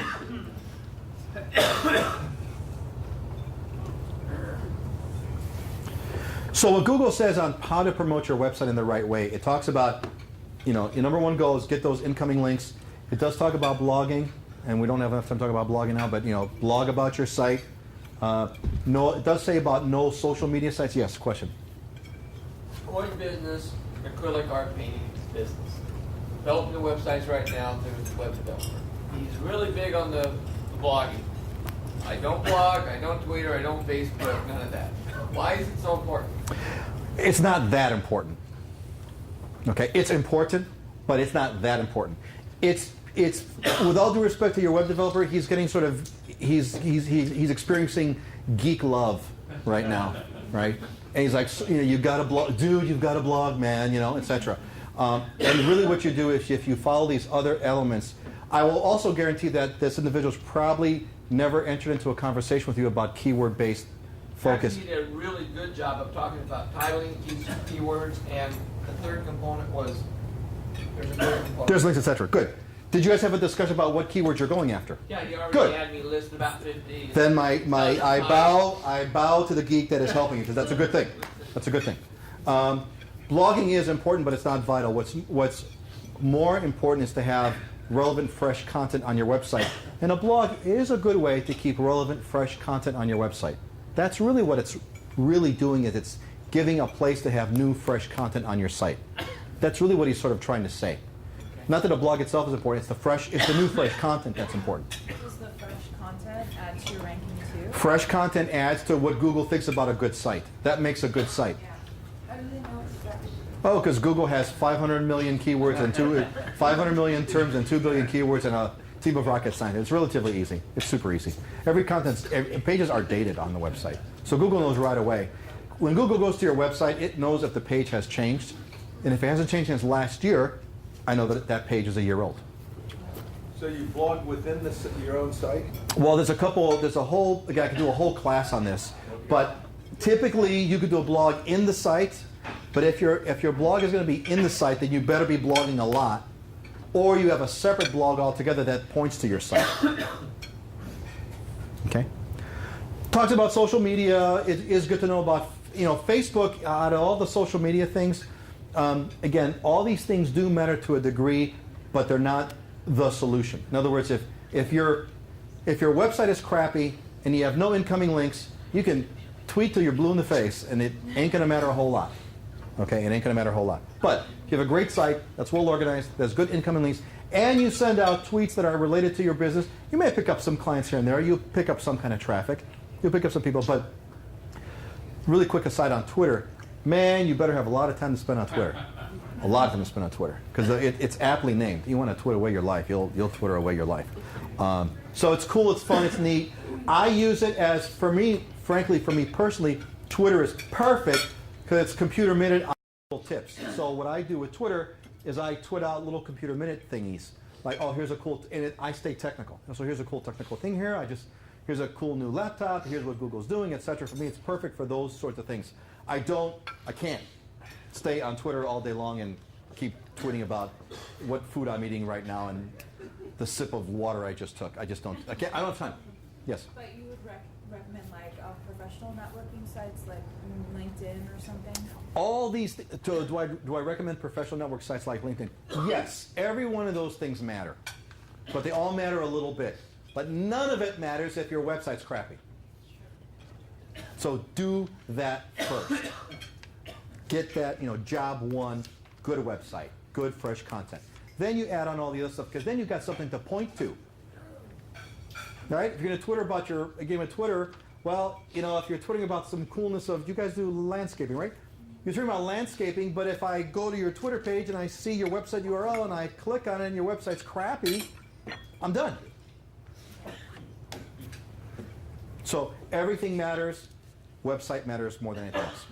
So It all we fits. have a website that isn't, it's more about a product or something. We have, part of our website is public record. Right. And we have a front page that explains how to use Right. it. We're about to change that. Yeah, But it doesn't change a lot. It's the records change. correct. But, so is that different than what we're talking about? Not necessarily. I mean, there's a lot of different strategies. What I would suggest is you have a separate website for public records. Don't have them the same. So Hawaii Reporter is Hawaii Reporter. No, the records are called Hawaii's Inside Track. Okay, so that's good. So you kind of market that. From our, Right, they can link back and forth, but just market that, take that same approach, that same keyword focused content, and use that same approach on that separate website. So it's good to have separate websites, by the way, if you have, different kinds of businesses. Don't do the conglomerate thing under one website. It's more effective to have separate websites. Anyone want to guess why it's more effective to have separate websites if you're running sort of different kinds of businesses? Why would it be better? Say you did landscaping. You also did carving. You also did lawn decorations, and you had a nursery. Why would you not want to have Peter K's Great World of Green Stuff website? Why would you want to have separate websites with separate URLs for each one of those things? Resources are more limited, like the keywords and descriptions and titles. Say it again. Because your resources are more limited to keywords, titles, and descriptions. Yes, it's because these websites have targeted keywords, and Google will say, this is a nursery website. And say, this is a landscaping website. This is a ornamental website. As opposed to, this is I don't know what the hell this is. Right? So targeting these niches, perhaps under different domain names, helps Google get a better idea of who you are. Therefore, you'll be more findable under those niches. Whereas if they're all tied together, you may not be findable at all. So with personally, like our landscaping business, Yes. we do consultation, we do nursery work, we do pretty much everything. You would suggest having a completely separate webpage for the nursery? I'd have to really think about it. I'd have to really kind of think about that. How I'd want to. You have to kind of balance it out. But it's not. If it's like Hawaii Reporter is a really good example. There's Hawaii Reporter, and then they've got a records. They're doing what's it called? Hawaii Inside Track. Hawaii Inside Track, which is what a public records site. Right. Public records site doesn't have a whole lot to do with Hawaii Reporter. So better to have them under separate URLs because they're separate systems. So you got to define you got to figure out how separate or how similar those things are. Because when we're at the nursery, we're promoting our other services. So we're using the nursery like a showroom to kind of showcase what your yard could look like. We have a bunch of displays. So we'd want them to be aware of our other services when they go to our Well, website. that's why God made links. Yeah. So but that wouldn't matter as, I would just link to the other website. Exactly. Yeah. Visit our other sister websites. Hawaii'sBestNurseries.com versus Hawaii'sCoolLandscaping.com versus Hawaii'sReallyAwesomeGardeners.com.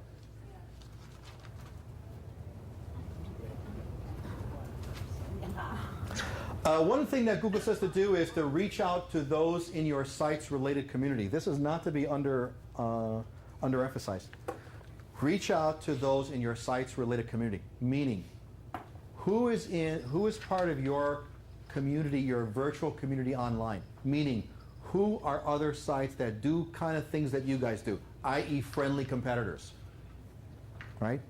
And can you reach out, and maybe not direct competitors, maybe, it's going to be hard to have a competitor link to you and you link to a competitor, but there's got to be some other sites where your kinds of customers hang out. Are you a part of those online communities?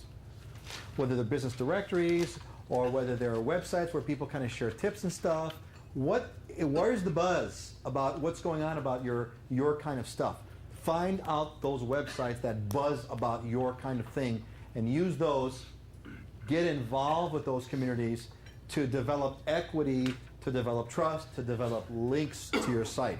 Those matter. It's another way of reaching out. Okay? Any questions? Okay, so this is some bullets on promotion. It's in your book. It's both in the Google side of the book and also in the slides.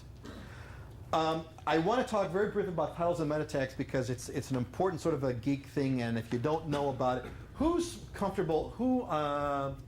comfortably understands how to find their title and meta tags on their webpage? Okay, good, excellent. Okay, so where there's the content part of the website, like the normal words, but there's also some other things that talk about the web page, and these are called meta tags. So meta tags is content, hidden content inside your web page that tells Google about the web page. A title is one of them. So let's pull up a website.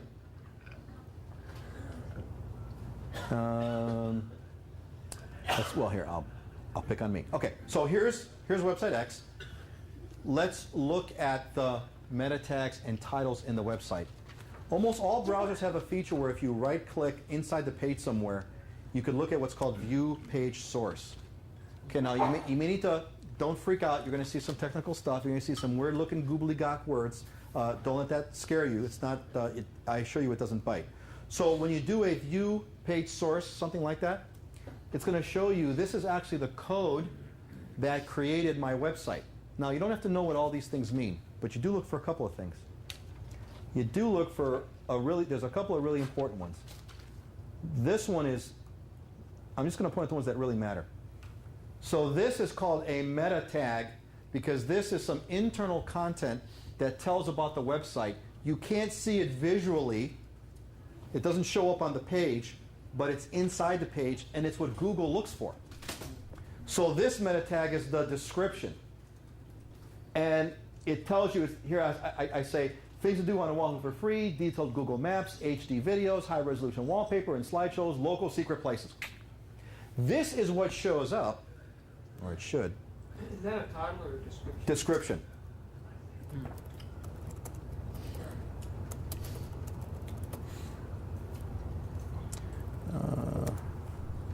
No, that's not going to work. I don't think that's going to work either. No.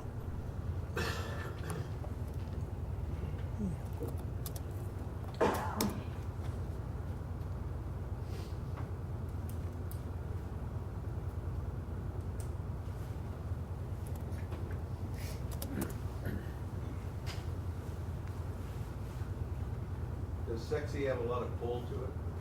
Sexy has probably negative pull. So it's like a bad word. It's like free. Okay, so here's a page from my Hawaii wallpaper site. It says dual screen Hawaii wallpapers are one of my free things to do. This typically will come from the description meta tag. So the description is important because Google puts the description on usually what's under the link on a Google search. So why is this important? When people are doing a Google search and they see the link, they're going to read the stuff below the link. Can you change it? Yes, and the stuff below the link is typically the description meta tag from your page. So, Go in there and just change it? well, we'll talk about that in a moment. You got to use a tool to change it, but you can at least view it. The first thing is to be able to view it and know what it is. So this is my description. Okay. The other major thing that Google really cares about is the title. The title is the thing that shows up on the top of the website. No, I don't have it. It doesn't show it here because of the browser I'm using. But you know, like when you look at your browser window, it'll show the title in the top bar. I'll go there this way. We'll use most of them. Okay. So right here, see that? OahuForFree.com, the best free things to do in Oahu. This is the title. And that is shaped by that meta tag in that page. So title and description are one of the two most important meta tags. So if you coordinated with the creator of your web page after all your keyword research and what have you, then the descriptions and the title should be those sorts of things which will rank high. People will input those terms more, and then you'll probably appear somewhere on the page, somewhere up top. No. Provided you have good content. Yeah. Well, here. What does Google say? Okay.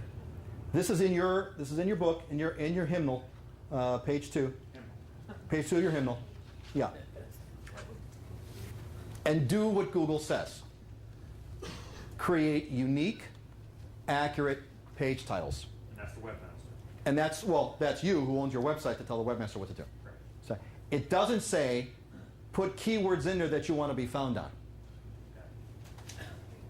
Create accurate, unique page titles. Title your pages properly.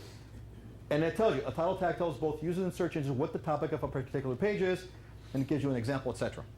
So this is the rule. You know, each one of these things that Google tells you to do is like a question. Do we have accurate, unique page titles?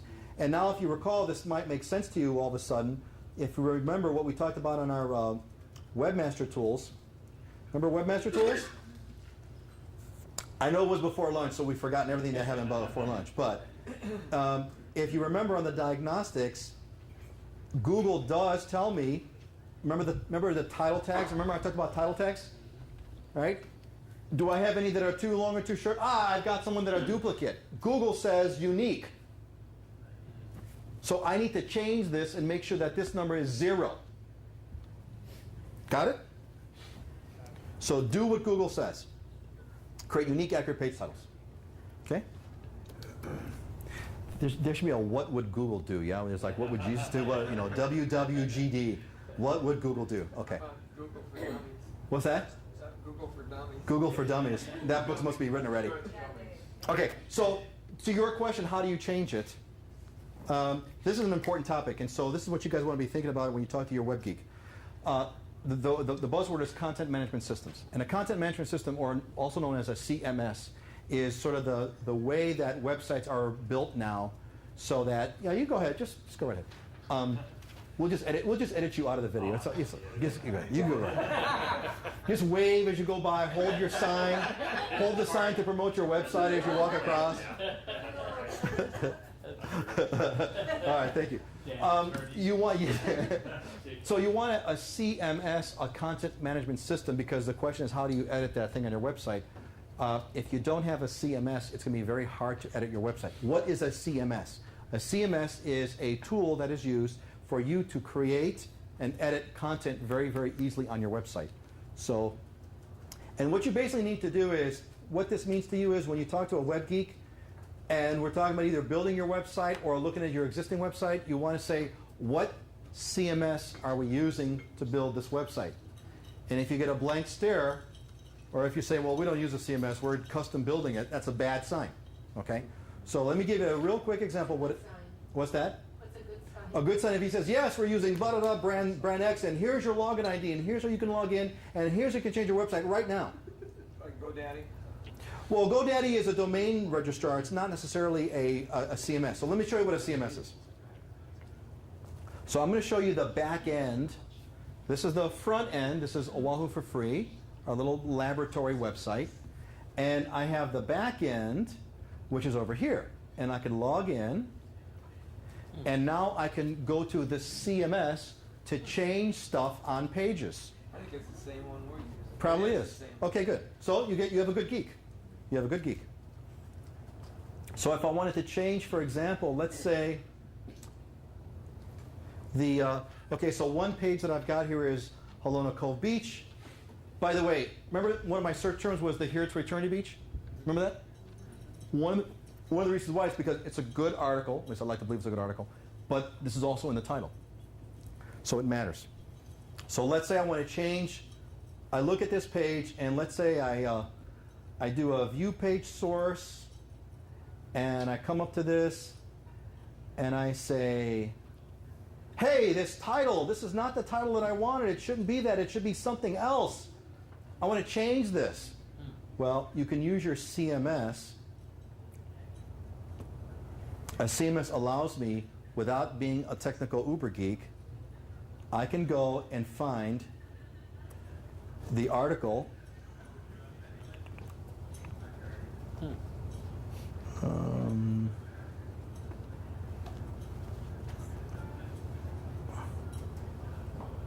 got a lot of articles here, so I'm going to filter, so HA.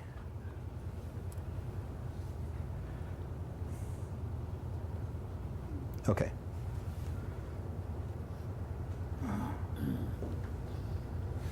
Here we go. So here's the article. So if I want to edit this page, I don't need to call a geek to edit the page. This is the back end of the page. It's right here. And all I need to do is I can just edit this title. If I change that title and hit save, I've updated my title. Within the box. All the content is in the box. It's all in the box, right. And if I wanted to change other things like the description, I just edit this right here to change the description. Okay? There's another meta tag called keywords. Google doesn't look at it as much, but it's another part of it. So there's title, there's description, and there's keywords. And if I want to change the keywords, I can change those here too. This helps Google a little bit, but this has been so abused by people this has been so badly abused that Google almost ignores it now. Okay? So the description matters because that's what shows up on the search results. The title matters. I mean, everything matters. But this is an easy way with a CMS that I can update my content. It's also an easy way where I can add new articles easily, and the website takes the whole thing into account. So a CMS is a vital tool that you need to be using to develop and publish your content for your website. If you're not using a CMS, it's going to take you way too long or cost way too much to get it done. Okay? All right. We're running short on time, and we're all like sleeping. It's time for a nap. I don't know about you, but I take a nap afternoon, 2 o'clock or so. Me and Rod Tan, yeah, thanks. Yeah, I told him to introduce that bill. Gotta have it. Gotta have my afternoon nap. So I've got all the details here, so I'm just gonna kind of rip through this a little bit because I want to at least talk about it. But this all gets done through using a CMS. The CMS is the key tool that makes it easy for you to do. Because if you don't have a CMS, you got to pay a web geek to do it, and they can't charge cheap rates because they have to eat too. So unique accurate page titles, the description. We talked about the description tag, and look, you can see the do's and don'ts. They're there in the book. Okay. Good URL structure. It talks about a good URL structure. Here's what they mean by a good URL structure. This is the minutia of it, but these are all things that matter. Okay. So let me give an idea what it means by URL structure. You can't read this easily, and I apologize for that, but that's the way it is. Is that easy to read? Yeah, okay. So look at what I got here. This is an example. I'd like to believe it's an example of a good URL structure. I've got oahuforfree.com, which is the website, and then I got the directory called Oahu Beaches, and inside Oahu Beaches, I'm talking about Halona Cove. So the URL structure actually describes the website. You can almost tell by looking at this that Halona Cove is what? It's an Oahu beach. Okay? And furthermore, some geeks play these games all the time, maybe you have, is they'll go to a website and they'll edit the URL like that. So I just chopped off Halona Cove because I want to see what else does this guy have here under Oahu Beaches. Will your website survive that? Okay, what happens to your website if you do that? Well, if you do it on mine, I show up the stories I've written about Oahu Beaches. Right? So that's a good URL structure. I have a quick question. Our CMS system right now, which we're looking to shop for a new one, when we create a new page, when we create a landing page, we can like create a good URL, but then their system input some kind of like number coding in between. Does that disrupt? Is that like somehow? Yeah. With a spider bot or whatever? The answer is it matters because if you look at the what page is this on? You guys got the book, right? Yeah. Okay. So here, to that question, which is, we're creating this page. Does it have, does it have good stuff or whatever? And I'm going to go to its page. Well, it says improve the structure of your URLs on the bottom. Okay, it's past the tab. You can do that, but if you go past the tab, you'll find it better. You see that? I don't know what page it is. I don't have the book in front of me. Yeah, that's not. It's and of course they're not numbered. They're not numbered because we didn't do them. So look for the one that says improve the structure of your URLs on the bottom left. See that, improve the structure? Okay. So if you look at that, it says on the opposite page, it even gives you an example of a bad URL. You see that at the top right? It's got a bunch of numbers and it's very cryptic. You see that? Doesn't like that. So, but look at the box below that where it says baseball cards /articles /10 rarest baseball cards.htm. See that? It doesn't matter that much to Google, but because it makes it easier to read, it make it easier for Google to also figure out what your site is. It may have an effect on your site's ranking. And the reason why it may have an effect on your site's ranking is, remember, we talked about structure. Structure does what? It lets Google figure out what's in your site. If it's cryptic, if it's cryptic to a human, it'll for sure be cryptic to Google. You can go in and just edit it. Well, with the right CMS, it will come up with those. It will, it will set that up properly for you. The right CMS. Wrong CMS, you'll just go to If you're wrong CMS, you're screwed. Yeah. Correct. That's what she's saying, it's creating that in her website. And the system. But we're- why would we're you put leaving- that in there in the first place? Why would you put what? Well, you don't put it in there, but some computer gook stuff will. Oh, I see. Yeah. So Okay. you can fix that though, right? By talking. Well, you got to have the right kind of CMS that lets you put friendly URLs You together. have to sign up for the right CMS Oh, system. Yeah.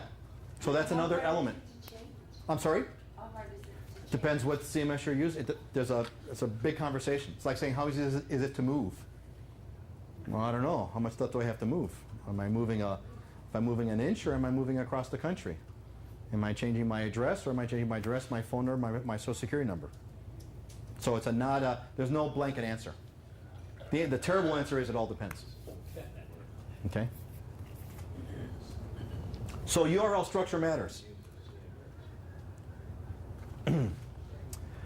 Make your site easy to navigate. Okay? So they talk about the hierarchy. So if you saw that, and they talk about what to do in that page. In fact, here. Thank you, Sam. It says in this next page, make your site easier to navigate, and it actually gives you a little bit of an example of how they've structured the website with sections inside there and subsections, just like you would organize something else nice and sort of in a hierarchical way. Google likes hierarchical websites. Hierarchical means, like the folders on your computer, one folder in another. Those folders all need to make sense. They all need to be well organized. Again, why? Because if the website's well organized, Google can figure it out easier. If Google figures it out easier, it lets more people find it easier. It's like a good outline. Like a good outline, exactly. Exactly, it's a good outline. And each one of those major outline points is a keyword. Yeah. You follow? So the keywords flow to the outline tells you the content to develop. So if you're doing Hawaii perfumes, what kind of perfumes? There's flower perfumes, there's ocean perfumes, there's whatever. Dog perfumes, right? I'm sure there's a dog perfume. I guarantee there's a dog perfume. There is. Yeah. I'm sure there is. And Google goes into details. You should read this about good things for site navigation. This is also good to go over with like your webmaster kind of geek person to kind of look at this. I don't need to go into the slide that talks about offering quality content and services because I think we've beaten that one to a pulp. We talked about good content, so I don't need to talk, but it does say a couple of things. Write easy to read text, use good English. Don't overdo graphics for text. A lot of old sites have a lot of graphics to express text, and it shouldn't be that way. Stay organized around the topic. There is the issue for different websites or not. Stay organized around your topic. Break it up with headings. There's a way to use headings, for example. And Google looks at these things. Look at this book is basically Google giving you hints of what they look at without telling you what the secret sauce is. They're giving you what the hints are. So, for example, if I look at this same one, this article of mine, what I did in the piece to make it easier to read is I have. You'll notice that if you scroll down, I got headings and a picture. See that? The path down Oahu Salona Cove, the lava tube cave, swimming, lava rock shells, middle of the beach, jumping ledge. See that? It's easy to scan. It's easy to read. I'm using a special kind of a tag here called a heading, which is a way of telling Google about an outline. So this is like a subheading. So Google says, aha, I know what this web page is about. It's about middle of the beach. It's about the jumping ledge. It's about these things. Those things matter. Those things matter.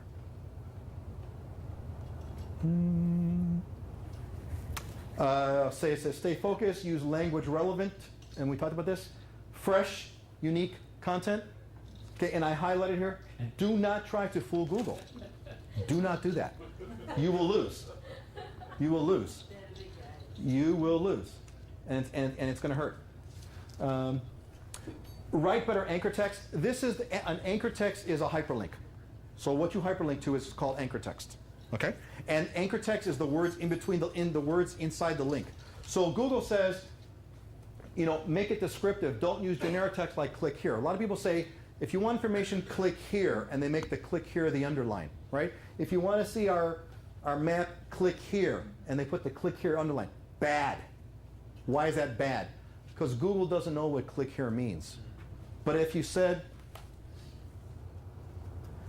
for example, I don't have a good example over here of a good link. The point is, well, here. The point of what you want to do is you want to make the link a descriptive link. You don't want to link. You don't want to have the word click here underlined. Instead, you want to have the word cave here. For example, if I was going to do let me give you what I'm talking about here to make sense of it. Okay, so if I said I have a gray map of the island you should view, just click here, okay?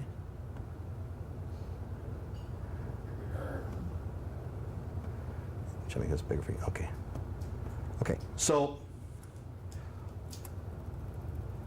if I underline it like this is what a lot of people do, right? They'll say click here for the map, and they'll underline the click here. Visually, as you're scanning this, what does this mean to you? It means nothing, because you have to read the other part of it. It doesn't mean anything to Google either. But if I do this, what does that tell you? Right away, you know I can click on this to get what? A great map of the island, right? As opposed to click here. So, learn to do what? Practice computer science for 35 years. Okay. So, or I listen to Your Computer Minute every morning on KSSK. That's what I do. Yeah, that's what I do. My favorite reply to that guy when you used to ask him that, he used to say, "You just have to be me." You just have to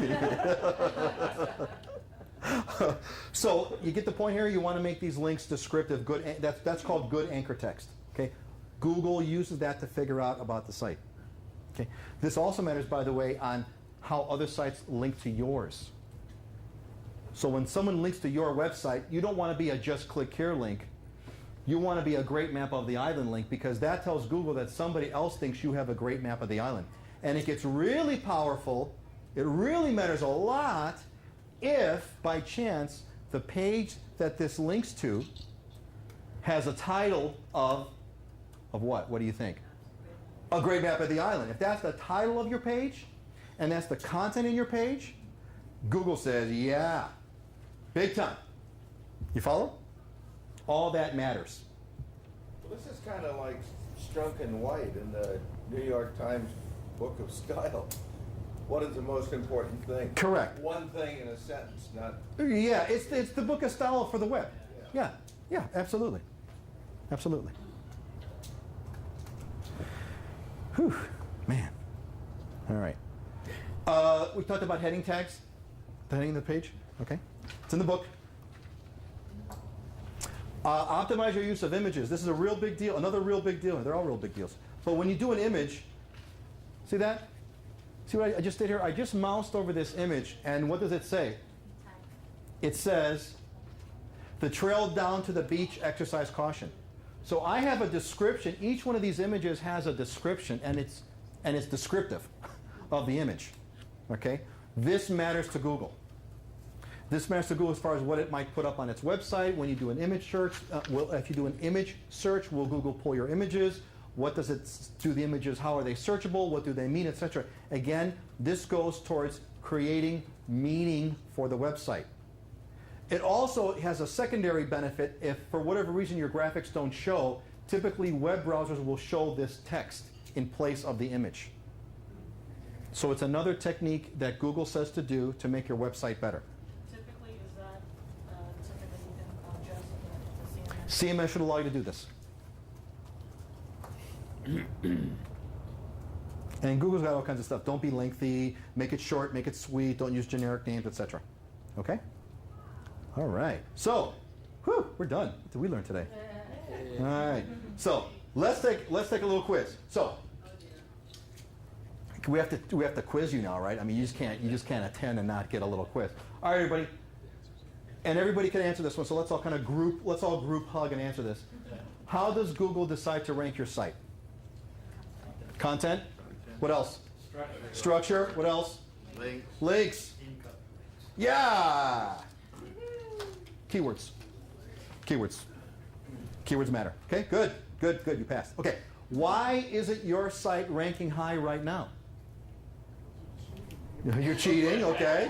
Might be cheating. What else? Why might not you be ranking high right now? Crappy site, good, okay. We have too many outgoing links. Too many outgoing links, okay, what else?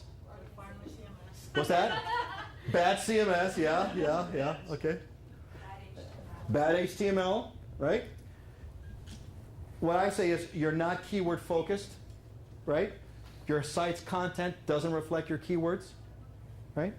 No incoming links relevant to your keywords, or competition for your keywords is too high. Keyword. So if you send out too many links, how do you get people to come back?